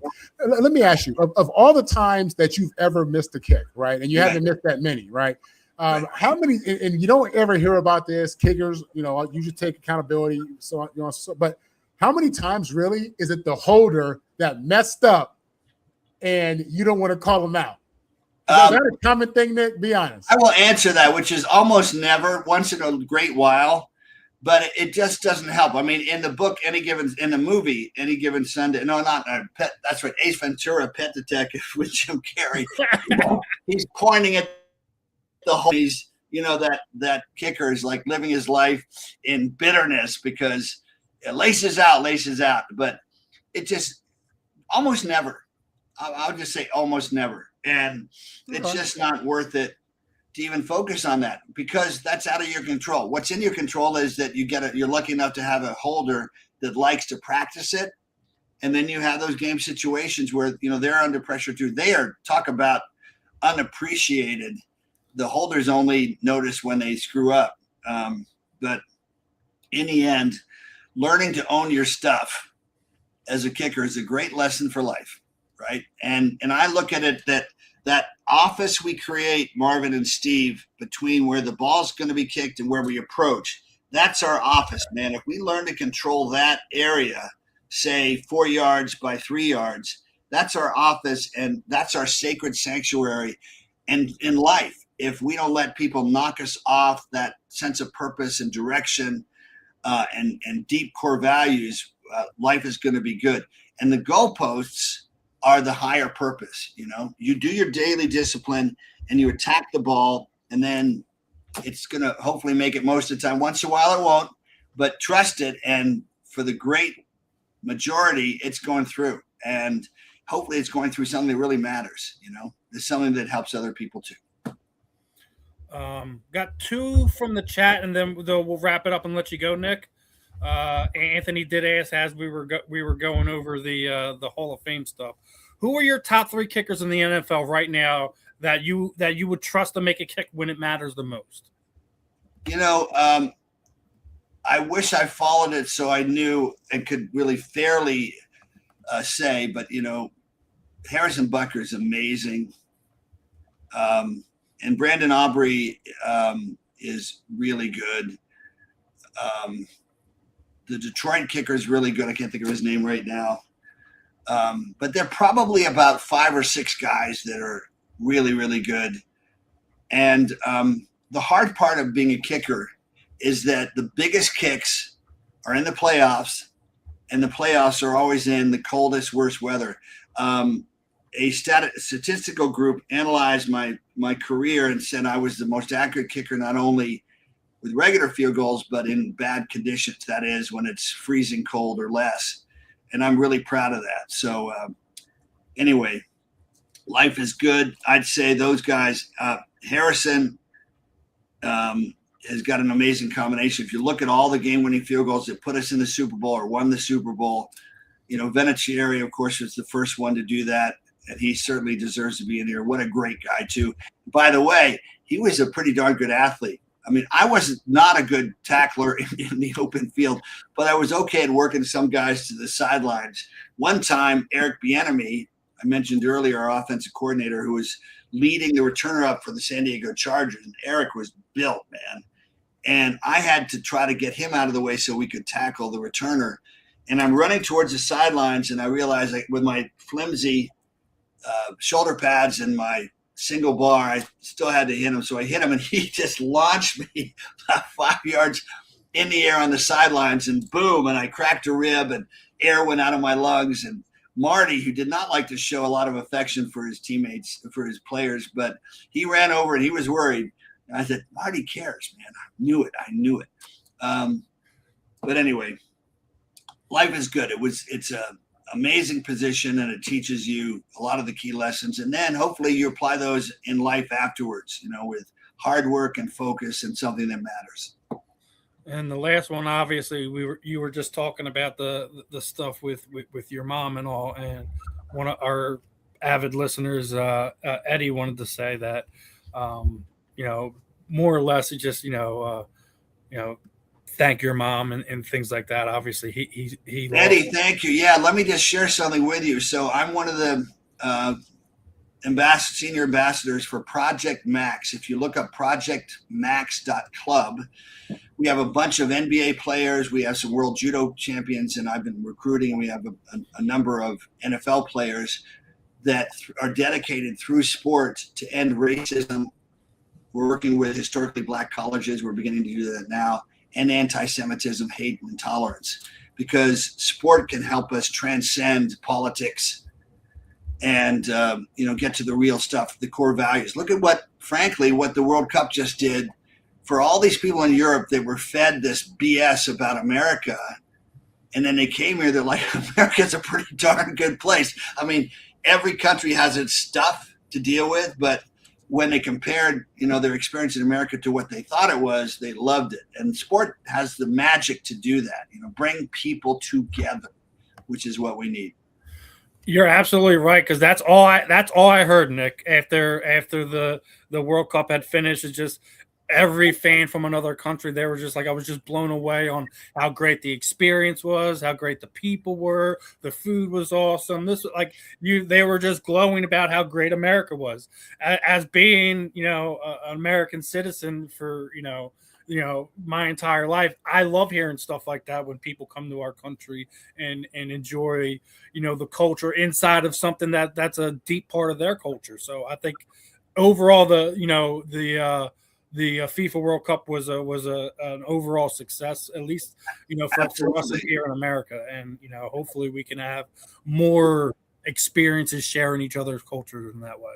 Thank you. Well, I'll tell you what, just check out projectmax.club. I was just in Washington, D.C. with Eddie Curry. He's a nice little 7'1", 340-pound former center with the Heat when they won the NBA championship. And guys like that are dedicated. We just did an event with Byron Scott in Miami with African Americans and Jews just coming together. And a lot of people want to do that work. Say we are all human beings. We're all flawed, but we also can do incredible things, and even more incredible when we come together like this. Yeah, it definitely is, my friend. I know we're a little bit over our general time, Nick. What I typically do here at the end is kind of throw the proverbial microphone over to you, man. Anyone you would like to thank, shoot out your social media sites, any other charities that you work when you want to plug, the time is yours, my friend. ProjectMax.club, then go to, please, to Nick Lowery Companion app. It's free, and you can download it, and it's got 5 questions. We're beginning to work with the military to see if we can get a baseline for them so that every soldier, sailor, Marine, airman has something they can keep to themselves, but it keeps them positive. And then championsforthehomeless.org.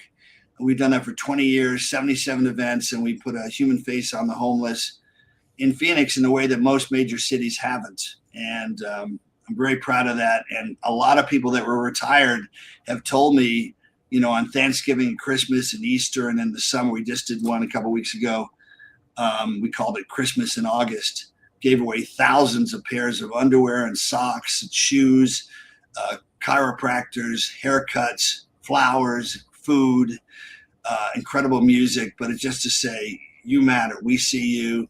You do matter. Life is worth living. We love you. And that's the good stuff. So that's championsforthehomeless.org. And then Nick Lowery Companion app. And life is good. Thanks for asking. Oh, it's definitely our pleasure, Nick. We love the interview. Love hearing the insights of your stuff, man. Always have an open door. You ever want to hop on, talk about whatever, just want to talk about football, want to talk about life, just let us know. We'll put away some time for you so you can have your voice, my friend. Thanks, Marvin, and please tell Ben thanks too. Yeah, I'll let him know. He had wifey's car got a flat. He had to go take care of that. So boy, that's life for you. And so Hey, let Nick. him go do his thing. Nick, appreciate your time, my friend. Marvin, tell your dad hi. Unfortunately, tell him I got 3 words: Hall of Fame. Hey, I appreciate that. Unfortunately, my father had passed away. Passed away at the age of 67, about 3 years ago now. I'm sorry. No, absolutely, man. Nick, I'm gonna get, if you don't mind, I'm gonna get your information from Steve so that I'll shoot you his email, not a problem. Okay. I'll be at my weekend, Nick, if you want Marvin or Ben's email, so you guys can connect it outside of this and work together. I love to make sure you guys are connected. Awesome. Thanks for having me on. Not a problem, Nick. Have a great one, my friend. All right, everyone. That was the one, the only hopefully another future Hall of Famer on this program, Nick Lowery. I think he only missed 6 extra points in his career. 6. So listen, as much as we pump your dad up, Marvin, Nick is another one of these guys that he should get in there. As I mentioned, there's only three place kickers in the NFL Hall of Fame. Nick should be one of them, in my opinion. I know obviously we're going to look biased here just having him on the program, but there needs to be more kickers. Nick's one of those guys. I think Gary Anderson, the kicker from San Diego, was it John Carney? I think he's another one that probably should be in the Hall of Fame. But like I said, that's, as we were talking about at the beginning of it, he's one of those guys that should be on that list of people who should already be there. So again, another great interview, great insight from Nick. I'm glad I reached out and had him on there. As always, the chat room was good today, and we had a couple different guys commenting in there, talking about the stuff that Nick's involved with. Eddie enjoyed the interview. Appreciated Eddie. Another fun one in the book. Obviously, Ben had some personal stuff to take care of, but another fun one, my friends. Obviously we're 21 minutes over where we normally are, but when you have a guy like Nick on, and you have you got the chats going crazy. Me, Ben, and Marvin are all trying to get all our questions. I still had a few more wanted to get to, but the time was well over where we were. I wanted to make sure I got to the chat, make sure Marvin was good and everything like that. What are your thoughts, man? You think a guy like Nick should be in the Hall of Fame? I know we might look biased in this situation, but there's only 3 place kickers in the Hall of Fame. Let me say this to you. When I was doing the research and just preparing for the interview, I was blown away at his accomplishments. And for those of you who may remember him but don't really know, he listed it off. He told you when he retired where he stood in regards to NFL records. He absolutely has a legitimate case for the Hall of Fame. I understand that he retired some 25 years ago, not a little bit longer, but there have been other kickers since, but not many. And he has a legitimate case for the Hall of Fame. He's somebody who, if he gets into the Hall of Fame, knowing what I know about where he stands or where he stood when he retired, I mean, it would make sense. It does. It does. And there are a lot of guys like that, what I'm saying, who are kind of there. He's a 2-time All-Pro. He's a 3-time a 3-time Pro Bowler. Yeah. On top of the stats that he already put out for you, man. Like, let's stop making these guys wait till they can't share the pleasures of the accomplishment they had with their family, with their teammates, etc. Like, we shouldn't be having these guys wait. And we talked about it earlier. There shouldn't be a Hall of Fame induction where you only have 3 or 5 guys getting in, regardless if it's the NFL, the NBA, the MLB, whatever. Like, we should be celebrating these guys like a lot of these guys. They're in Ring of Honors and one teams or multiple different teams. So it's one of these things where we shouldn't be having these conversations anymore. It should just be something that gets done. Hopefully, Nick is a guy that'll get in before too long. But being the fact that we only have 3 in there now he's got a tough road to climb. But like I said, he's missed only 6 extra points his entire career. Unbelievable. Great stuff. Great episode. Wrap this one up. I'm Steve. That's Marvin. Make sure you hit that QR code. Show some love on the YouTube channel. Like, share, subscribe. Other than that, we will see you guys next week, my friends. Peace on out.